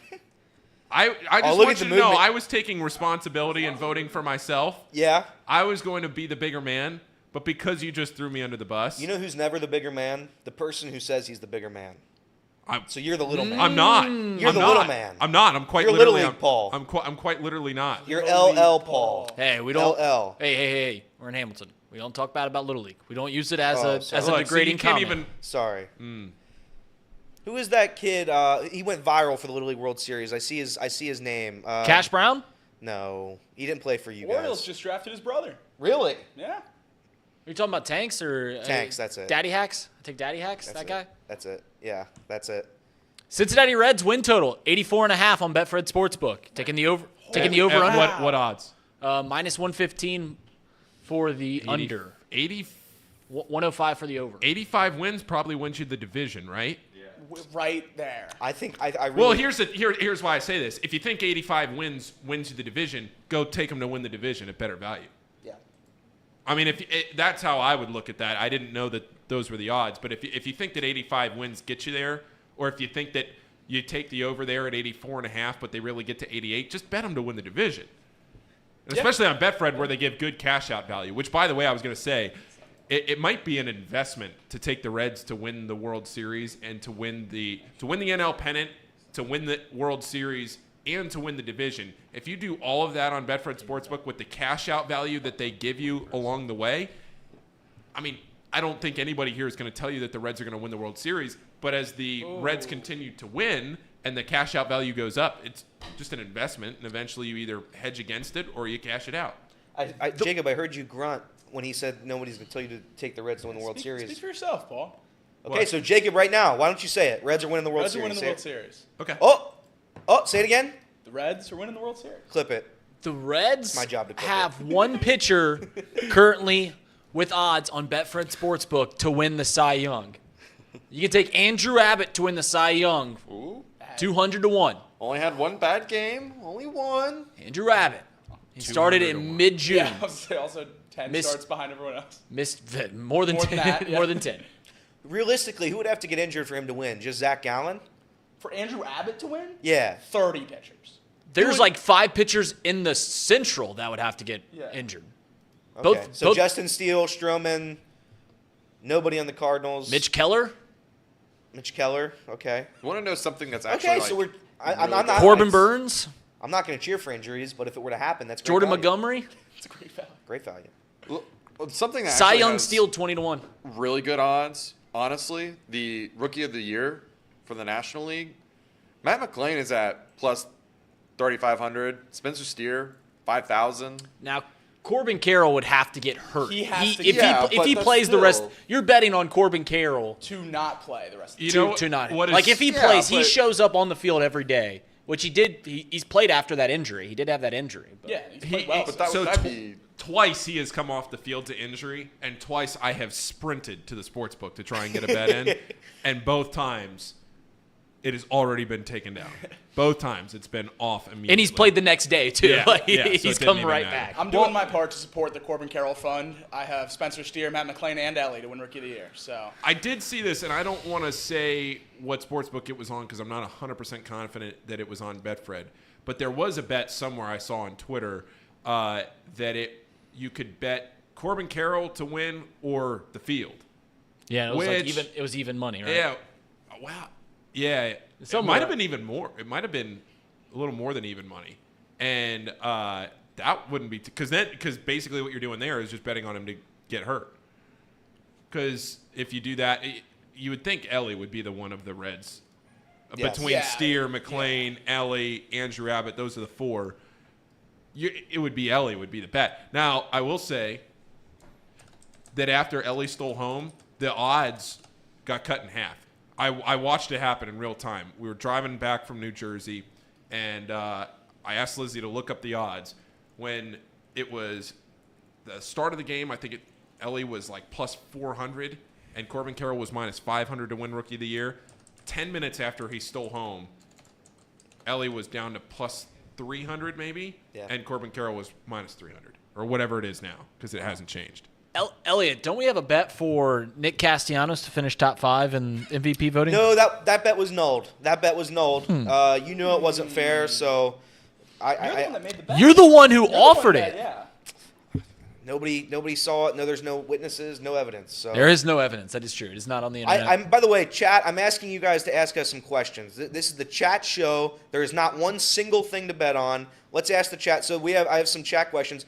Reds trade for James Paxton and Brad Hand. Who are you giving up, and how much would it help?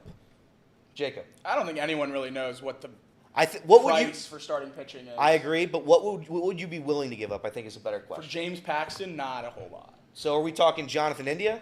Oh, yeah. Okay. Oh, yeah. Oh, yeah. Sign me up. Sign him out. Okay, so you're looking at Jonathan India, maybe a couple AA guys. I think Brad Hand's a bigger addition than James Paxton would be in that situation, though. Okay, and this one, Elliot, does Reed's shirts look small in person? I think, I think it's okay. I think Reed's shirt is doing okay today. I feel like this one's a pretty baggy one. I think it is baggy. I feel like this is Reed's shirt today, but there are some Reed shirts. There it is. It's baggy. Fits you well. Shout out Newman Jets. Yeah, so I think that one's okay. And this one, again, from Mouse Cop, Elliot, why does Paul hate you? And I don't know the answer to that. Why should you host Box Lunch? Why should I? Yeah, over me. I don't know if I want to. I think you do. I think you're the leader here. So I think I follow your lead, and we go from there. I don't think I should. It's what the people want. I am. It's what the people want, Elliot. What did you say? Bootlicker? They pay I'm getting paid, so I love Reed. Alexis Diaz, 4-1 to be the saves leader at the end of the year. Really? And he is currently the saves. Is that just National League or Major League? That is Major League Baseball. He's the third best odds. Third best odds. Who's first? Yeah, who's? Duvall. Evan asked if India. Jordan Romano is second. Sorry, I was speaking. If India starts getting hot, will you remain on the trade India train, or are you just a follower? No, if India gets hot, I still think there's a chance you trade him at the deadline, depending on what the Reds' record is. Right? I don't think you're going to trade India if this team collapses and they're out of the race. I don't think you're trading India then. I'm only trading India at the deadline if he gets hot. His value right now is dirt. Okay, I agree. It is not good, but we'll see. We'll see. I'm not a follower. Mouse Cop says, tell him, Elliot. I am telling him. AJ Worst says, bold move wearing a hoodie and pants in the humidity today, Zebra. When I got out of the car and I saw you walking in and you had pants and a hoodie on, I was a little surprised. Well, can I explain my decision? Well, I would love you to. Number one, I love sweatshirts. I love sweatshirts among all clothing. You are a big sweatshirt guy. I am. I will wear it, but this office is very cool, so I come in here. I'm perfectly comfortable wearing a sweatshirt right now. I couldn't be more comfortable right now. Now, when we go out to lunch today, and Paul makes me sit outside, and the sun is blaring on my black sweatshirt and pants, then we're gonna have an issue. I thought you liked sitting outside. I do. I do. Pleasant. But let me make a joke for once. I was just trying to make a joke. I was trying to make a laugh. Look, I was trying to make you more. I was trying to make you more comfortable and move inside for lunch today. No Shtick Wednesday was yesterday. Shticks are fully a go today. That is fully true. a go. Jacob, why don't you tell me how much you hate Jonathan India? Well, what I was gonna say is you roll those sleeves up above your elbow, but you got the cut line right there. You can just make it a short sleeve hoodie, Elliot. Yeah, I could. The Reds have some good ones. Chatterbox. I'll tell you what, if Chatterbox makes one of those short sleeve hoodies, I'll buy 10 of them. Which, by the way, you should buy 4 pieces of merch right now. Go to Chatterbox Reds Night. We have tickets available. Sell it. Right now. Sell it. What? Sell it. It's gonna be great. You're gonna meet me. What a sell that is. You're gonna meet me, the zebra. And Reed. Sell. Sell. Yeah, so come Sell on, it, Elliot. why don't we all have some fun? I get to know who Mouse Cop is. So Mouse, that'll be fun. I just put the link in the chat. You get 4 shirts, a ticket, 2 beers, and a buffet. Yes, and you get to meet Elliot. And you get to meet Elliot. That's priceless, like the MasterCard ads. There's going to be some celebrity guests there, I'm told. So you're going to meet some celebrities. Did we get that confirmed? Oh. You, Paul. Well, yeah, we're all celebrities here. So, yeah. Local celebrities. But, yeah, 4 pieces of merch. What was that? The voice of Cintas. He is the voice of Cintas. Should we give him a round of applause? Voice of Cintas. I would like that. Congratulations, Thank Paul. you, Elliot. Yeah, so 4 pieces of merch. I'd recommend the Harambe shirt. Great piece of merch there. I don't know who designed it. That guy clearly deserves a raise. I think it's probably the same guy that dropped the beer bottle at Casey's I don't wedding. think it's the same guy, but guy. it's the same investigation. Okay, so Okay. we'll look. We will find both of them. We will That is find out. guaranteed. We were really close to finding the beer bottle, and then he got away. Right. Yeah. Are we Heard the guy are was we- handsome. Are we labeling him the beer bottle guy? Oh, I think so. That's the only Yeah, what character else could trait I that do? we I don't know have. anything else about it. That's all we know is that whoever it was dropped the beer bottle. Spencer Strider minus 185 to be the strikeouts leader. Do we like that? Probably. I mean, all he does is strike out batters. So I don't care enough. What do you care about? That's a good question. What do I care about? Existential Thursday. Luis Ariz plus 120 to be the hits leader. That's what I care about. Luis Ariz should be an MVP conversation. I was if he told- hits 400, yeah. he should win the MVP. No, you believe that. shouldn't. Yeah, he should. Yeah, he should. No, he shouldn't. That's a feat that doesn't happen now. That's a feat that shouldn't. That happen doesn't now. make you the most valuable player. It does. Yep. Just because you did something that no one has done in 70 years. Yep, it does. Oh, Evan asked, Elliot, what is your favorite Nick Kroll era trade? I mean, I guess it was my least favorite of all time at the time, but now it's my favorite. It's Winker and Suarez for Fraley and who else? Doesn't matter. They got Fraley from it. So that's my favorite trade. That's my favorite one. Reed, were you going to say something there? Luis Ariz should Luis win MVP. Ariz, Luis yeah. Ariz should win MVP. I said during the All-Star game If he hits that 400. Luis Ariz fighting to hit 400 is one of the most impressive things in a single season in my lifetime, baseball-wise. And I was told that I'm crazy for saying that. No, that's incredible. It's so cool. Amazing. It's awesome. Does not make you the most valuable player in the league. Just doesn't. Just doesn't. Especially in a National League where Ronald Acuña's doing Ronald Acuña's doing. If a closer closed 100 games, had 100 saves, beaten the record by 40 saves, would be something that will never get broken. Yeah. Doesn't make him the MVP. A closer with 100 saves should maybe win the MVP. No. Can I ask you this, Reed? Why did the Marlins shut down, is it Yuri Perez? Yeah. Why did they shut him down? Is there a He reason has for a that? 150 innings limit, and he's getting close. So he's done for the season? He's done until they said if they need him to make a push at the end of the regular season and or playoffs. Do you think that's ludicrous with a team No, I that's? think it's brilliant. He's a 20-year-old pitcher. More Nelly. But that team has a significant chance to make the postseason, and you're going to shut down your best pitcher. I've never been a guy to go all in on 1 year. Interesting. He's Reed? a 20-year-old pitcher. Reed? I don't have a take on pitchers other than I don't think it should be pitch limit. I don't think it should be innings pitched. It should be pitches thrown. Right. Because you could go out there and throw 6 pitches in an inning and get out of that, and that's fairly stressless. And then you could go out and give 3 runs up and throw 40 pitches in an inning, and those aren't created equal. So I've never understood back when Steven Strasburg had his pitch inning limit. It didn't make sense to me. I think it should be pitches thrown. Simple as that. Mouse has a question for you, Paul. Did you read that? Yeah, why are they playing on Black Friday? Yep. It's because they're playing that tournament the week leading into it, and that would be a long gap in between games if they didn't play that weekend, and that's the date that they picked. I heard a few months ago that they were going to have a game on Black Friday. Didn't know who it was, but they have like hold dates in college basketball where you're given like these are days where you can schedule a non-conference game around when the conference schedule starts. Yep. Black Friday was a date, so. Let me ask you this. Yeah. So the Bearcats and the Musketeers, they play in a very famous game. They do. What is your favorite month for that game to be played? Oh, I love December. You like December? Now I can listen to an argument for like January or February. I'm the February guy. Yeah, so I can get that because I mean generally a lot of times, you get toward the end of the season, teams are playing better than they were at the beginning of the season a lot of times. Yep. And, in the last, 4 or 5 years, you would say that maybe UC is playing a little better toward the end of the year than they are at the beginning of the year. So, breaking up the conference schedule and playing it in the end of January or early February. But I like the December. Because I like giving the non-conference season some juice. I like something in December that kind of gives non-conference basketball some juice, because November is great in college basketball. Like those 2 or 2.5 weeks in November with Feast Week and all the tournaments and everything else, those are great. Then you get into finals week in December, and everybody's playing their bye games, and it's the Christmas break right before conference season starts, and there's like 3 weeks in December where there's not a ton of juice because it's just bye games and whoever else, and maybe there's one high major game mixed in here or there. So I like playing the shootout then, but I see your argument, because I just like it. I would like it after the conference. I think, or maybe towards the end of the conference play rather than before the conference play is how I like it. Why?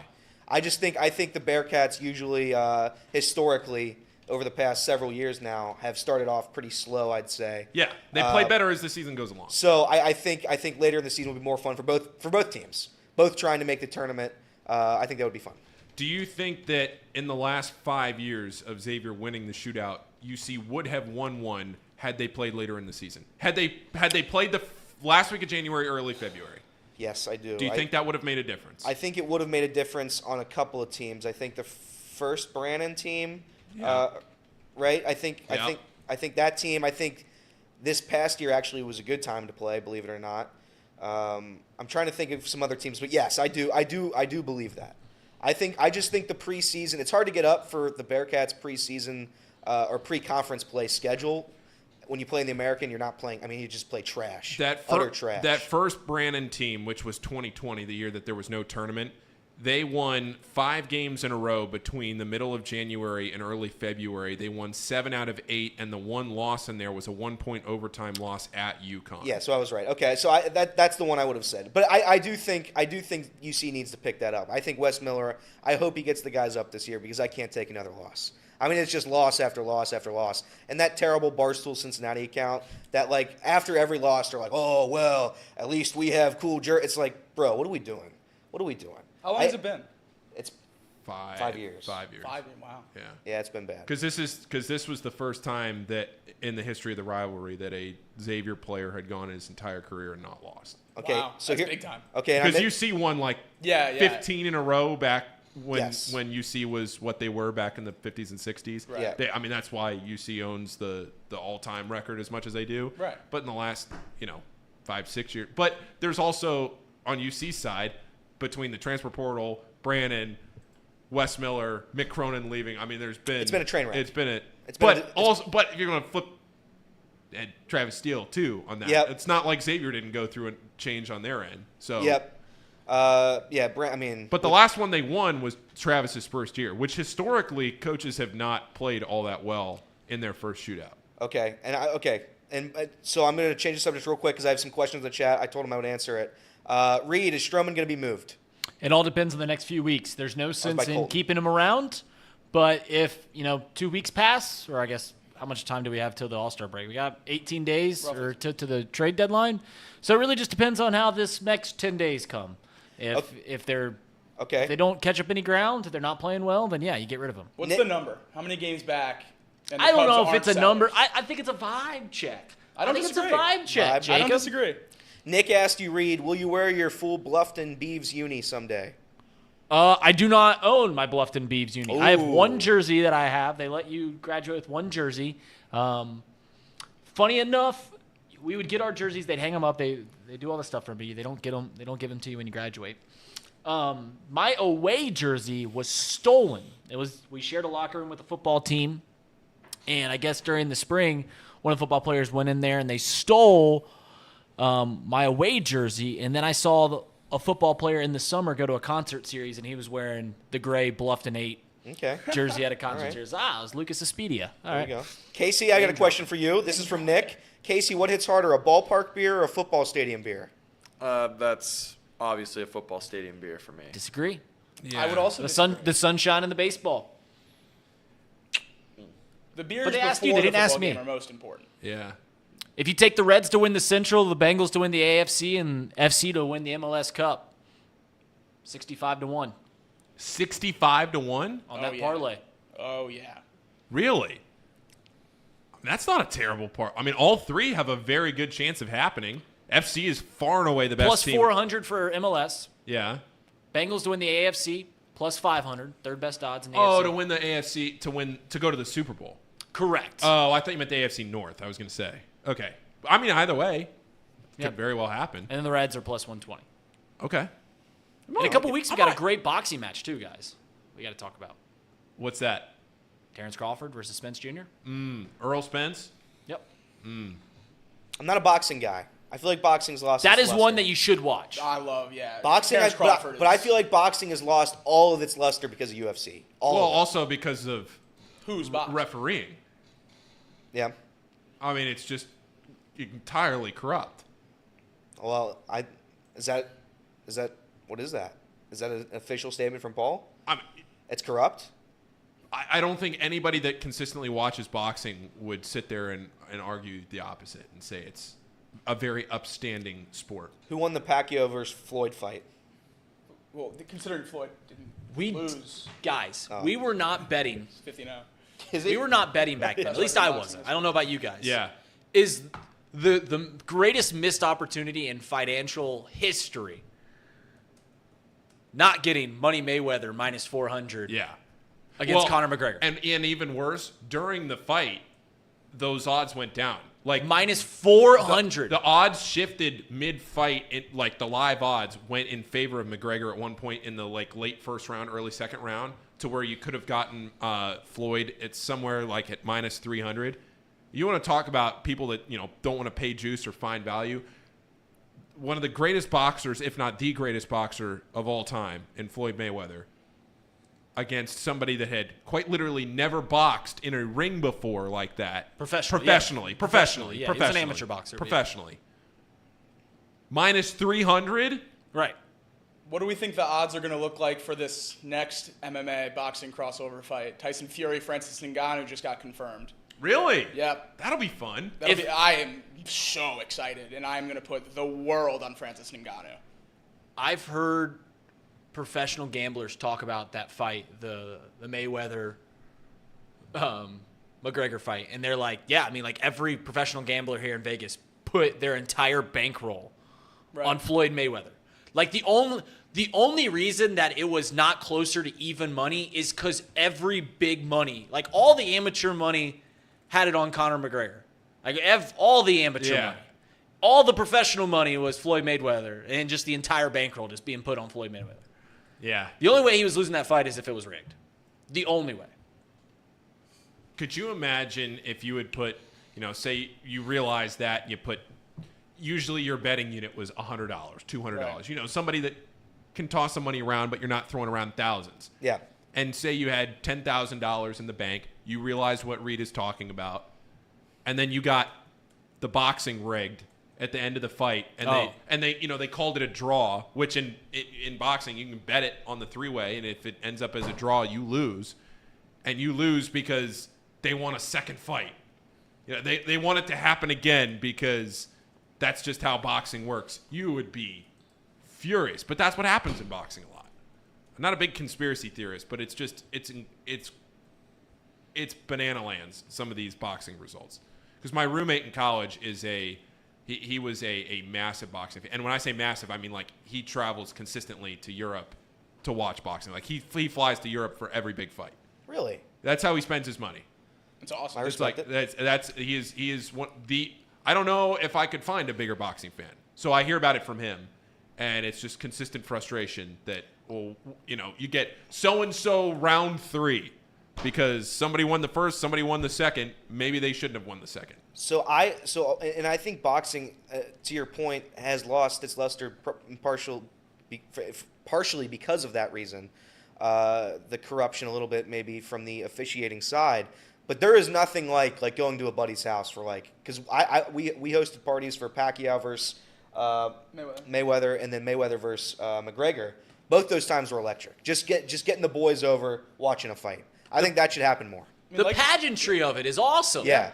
There's nothing better, like, event-wise than just getting together for a fight. Like a fight night, a good fight card. Like, I mean, that's the best. I mean, Paul, what you were just talking about, the biggest fight of this last year was, without a doubt, Devin Haney, Vladimir Lomachenko. And only thing that was talked about after that fight was that Loma should have won, and Haney, it was rigged. And it's still, everyone's talking about Loma's trying to get another title fight because it was rigged. And it's so obvious, too, when you watch the fights. There are so many fights that you can watch and get to the end of a fight, and you'll say to yourself, this is, it's 10-8, 10-8, 10-7, 10-8. Yep. And then you get to the end of the fight, and by split decision. It's like, no, this is not a split decision. Right. It just banana lands sometimes. UFC seems to have avoided that. Which doesn't make sense to me. To the most part. I think UFC kind of appeals to this generation a little more because when you think boxing, I remember Floyd and Manny was the first match that I ever watched all the way through. I had never watched a boxing match all the way through. And going into that, I thought that match was going to be, blow for blow, a ton of punches, and then literally it was just a hug fest. Yep. It was the most boring hour and a half I think I've ever spent on a weekend. It was horrific. Terrible. Couldn't be worse.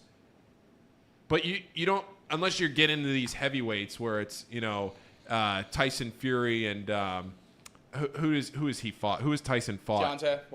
Deontay Wilder. The Fury Wilder fights are awesome. Always awesome. Yeah. Just the best. But you don't get that a ton. Deontay Wilder, Tuscaloosa's finest. Really? Yeah. Nice. He's a boxing gym like an hour from campus. We've been a couple times. It's a really cool spot. Boxing having heavyweights is very important.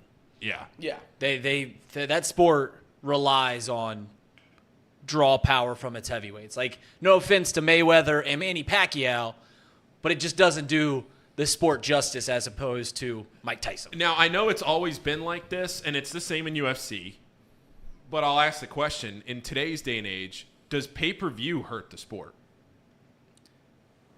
I don't think it does. I don't think it does anymore because you're paying for everything anyway. You're paying for all the streams anyway. So that's why they made that push. They made that deal with ESPN, right? Yeah. To where all the preliminary fights are on ESPN, and you pay for the final. And then you get the main event. I mean, if we're gonna be real here, if you want to watch a UFC fight, you're gonna watch the UFC fight, whether you're buying the card or not. Correct. Like, it's not hard to find streams. Oh, it's not hard to find streams. No, it's I don't think pay-per-view really hurts, especially in fighting, because people that watch fights are going to watch the fights. Like, it's not. And again, you're usually watching that with a group of people. You all chip in $5, $10, something like that. Sir Boy asked, read a question. It was earlier on. Sling it, Big Pimpin'. How come you like Rizzo and Baez?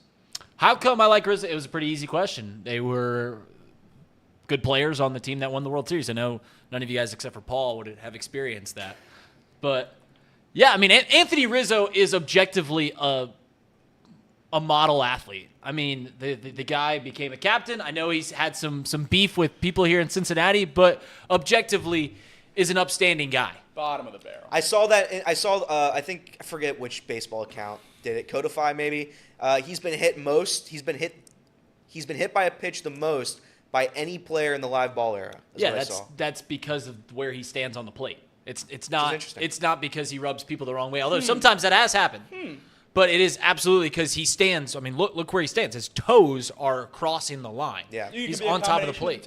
What? You think it could be a combination of the two, maybe? I mean, certainly people have hit him before because he is outspoken. I mean, that's just the Italian in him. It's just the Italian in him. Just a boy from Fort Lauderdale. Jacob wanted to joke I mean, when his high school had the school shooting, immediately donated millions of dollars. Anthony Rizzo Foundation employs a dozen people and makes millions of dollars every year for cancer research. He's a great guy. Yeah. Everett asked a good question. Elliot, what are you going to do when Jacob goes back to Bama? I'd love to know. I guess I'm going to cry. That's going to be one. Jacob's been my guy. He's been my ride or die. So I don't know what I'll do. When Jacob, you have 2 weeks left. Here, 2 weeks. I'm gonna pose two questions to you. Okay. Kind of the same way. So you've been with us since the middle of May. You have 2 weeks left. Your last day is the last Friday of July. Correct. What have you learned to this point in your internship? And what do you hope to gain in the next 2 weeks that you have not gained already? Please elaborate. Go ahead, Jacob. Well, I've learned actually how to do things.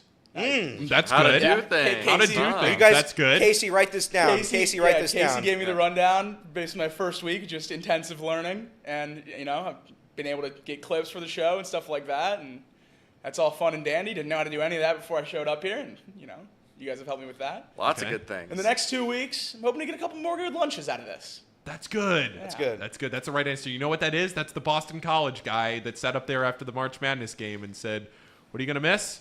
He said, "Yeah, I think just going to lunch with the fellas." Give me another Gina's before I get out of here. Yeah, we'll we need to go to Gina's before- Friday. I think Friday. Tomorrow? Tomorrow. Tomorrow. Let's go tomorrow. But anyway, I think somebody asked in this chat what was one of my least favorite parts about working for iHeart. I think it was Nathan Hines. Honestly, one of my least favorite is that you don't get to talk to people. So I would be, in the world of producing has changed in radio to where I'm not in the room with the host, right? I'm in a studio by myself in a soundproof office with the door closed. The host is about, I don't know, a 1 minute walk away around the building. So you don't really get to talk to a ton of people. There's ways to get around it. You FaceTime the host, but you don't talk to other producers. You don't have coworkers. One of my favorite parts about working here has been having a real lunch, and you just get to talk to people, have fun. $10 couldn't have been great either. Well, yeah, they don't pay very well there. I'll say that. They pay $10 an hour. Shout out them. So I recorded an advertisement for my cousin's company that does run, in fact, ran this morning on WLW, still runs. Hell yes. I won't tell you what it is, but if anybody can spot it and send it in the chat. I run once a day, every day on WLW. I think it's once a day. Yeah. Anyway, so I came in last winter to record that. It was right before the shootout. I came in last year to record it. And I was walking around. I had never been in the iHeart studios before, and I think Chad was there. And I was asking Chad where his producer was, and he said, "Well, because the room was small enough that I'm going, where do they fit the producer in here?" He goes, "No, the producer's across the hall." I said, "What?" And that reminded me of when Casey and I and Reed were starting the show here, and originally that desk was going to be over here, and our backs were going to be to Tom. Really? So that desk last summer, July of last year, was over there, and the computers were facing the wall. And about a week before the show started, Casey and I go, that can't happen, because every time Tom looks over to us, he's just going to see our backs. And You guys got good looking backs, though. we got it. We do. Some backs. Casey, you were a producer at a TV station, correct?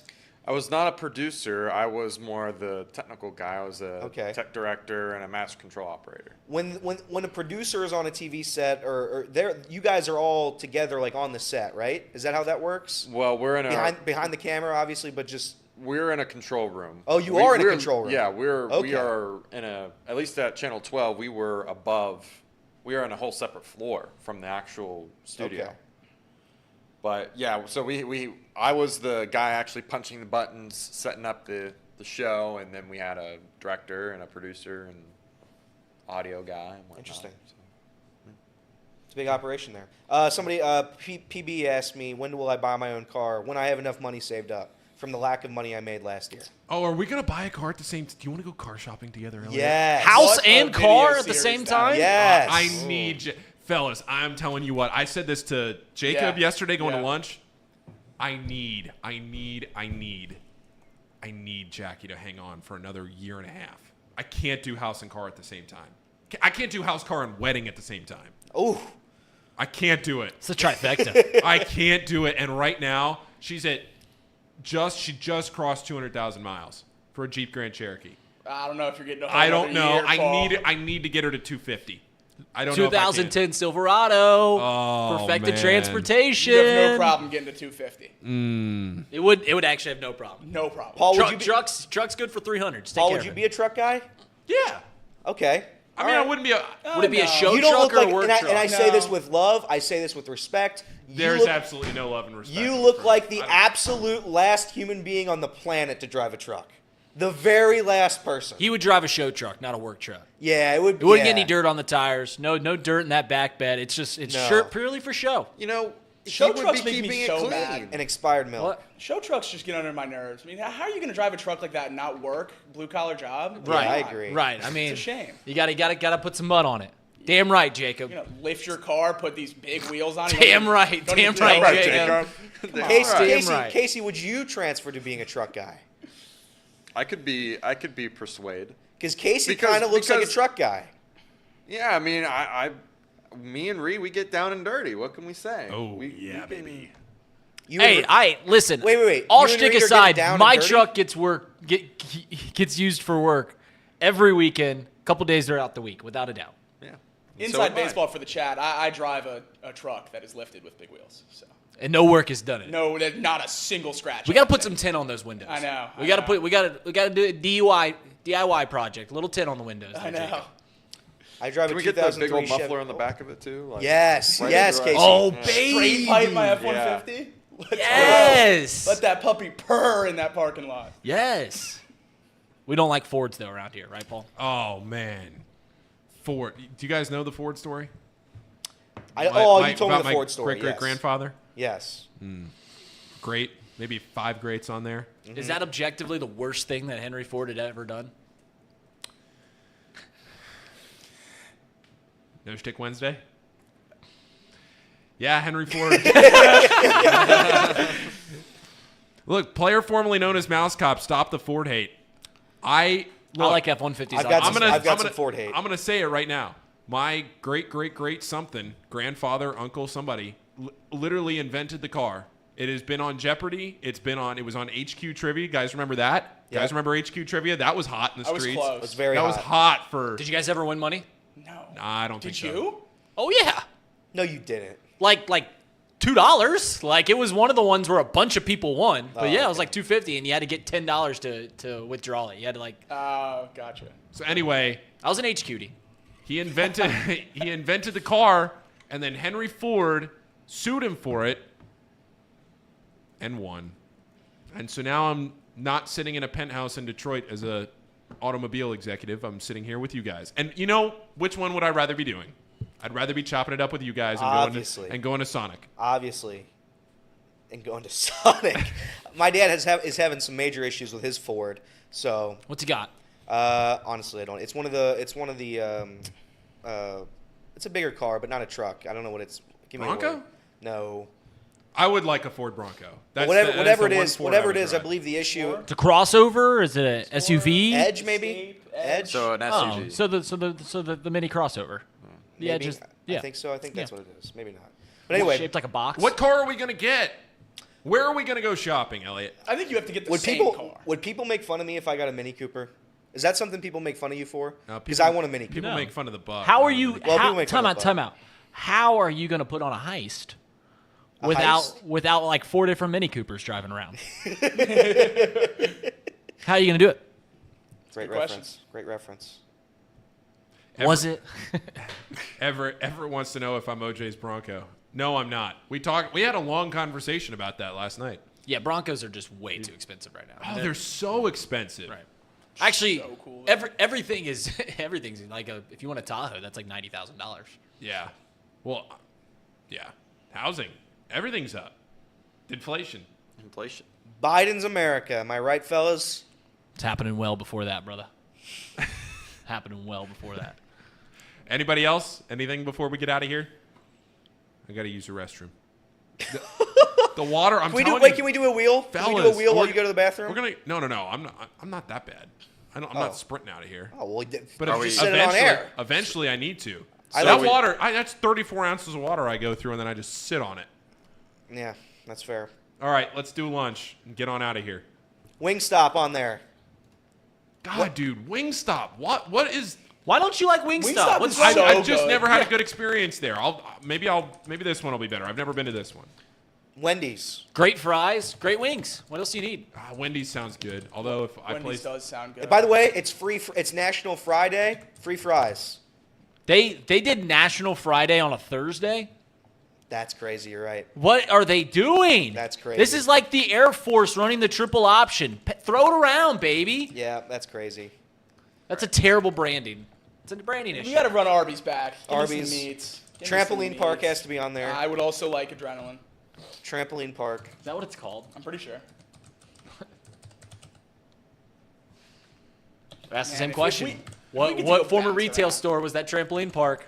Callback. H.H. Gregg. H.H. Gregg is correct. H.H. Gregg. I would have come That was up with good. Circuit City. That was good. I knew it was something close. Trampoline park. Panda. God, Panda. White Castle. Oh, I would smack White Castle. Let's now. destroy the office. I would Let's smack just White destroy Castle. the toilets in 4-3 this would be office. coming Please. down. Are we doing anything else? No, that looks fine. That looks fine. I mean, it doesn't look great. I don't but- like No, yeah, three we or got some four data. This options. is not our best. This is not our best performance. Yeah, this could be an issue. Keep going. Keep going. Keep going. That's miserable. Any Hamiltonians going to the Nirvana Foo Fighters concert tonight? Is that a fake one? Yeah, No, Tom Nirvana's coming to play. Tom asking I just wanted if to know. I just wanted to know. Tom It's asking gonna be real. or getting mad because it was a cover band considering Nirvana hasn't played in 30 years and also the lead singer from the Foo Fighters is in Nirvana. Yeah. Like what are we doing? Oh, was that White Castle? That was White Castle. See ya.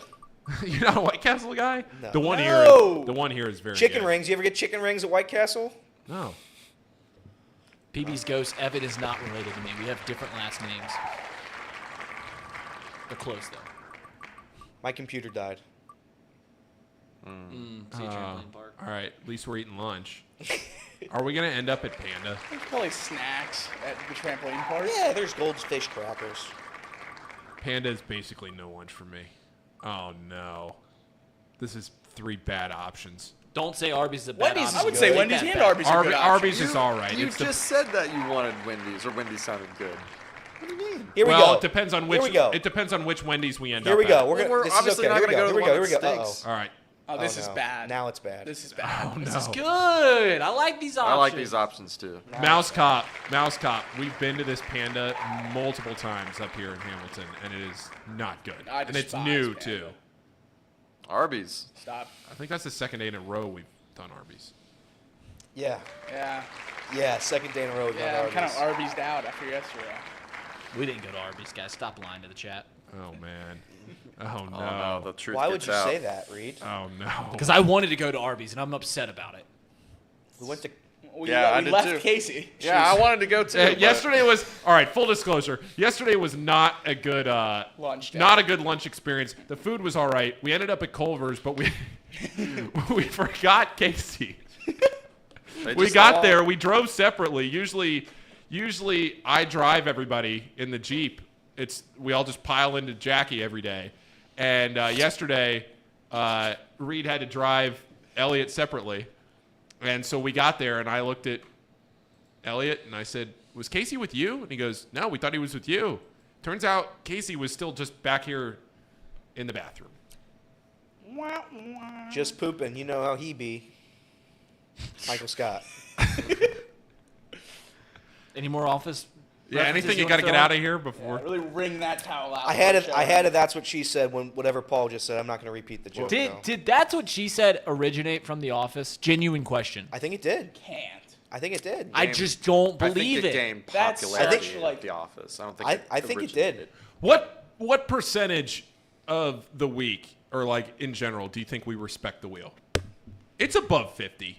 Well Above 50. above I would 50. say 75 to 80%. Yeah. If we had any gumption, we'd post a picture. Yeah, from it's every just time. the ones that we don't want to go to. Right. We go to the one when the wheel lands on a place we want to eat at. We go every time. Which is why I think we should do the wheel of punishments. That way, it has to So we happen. can just not do those.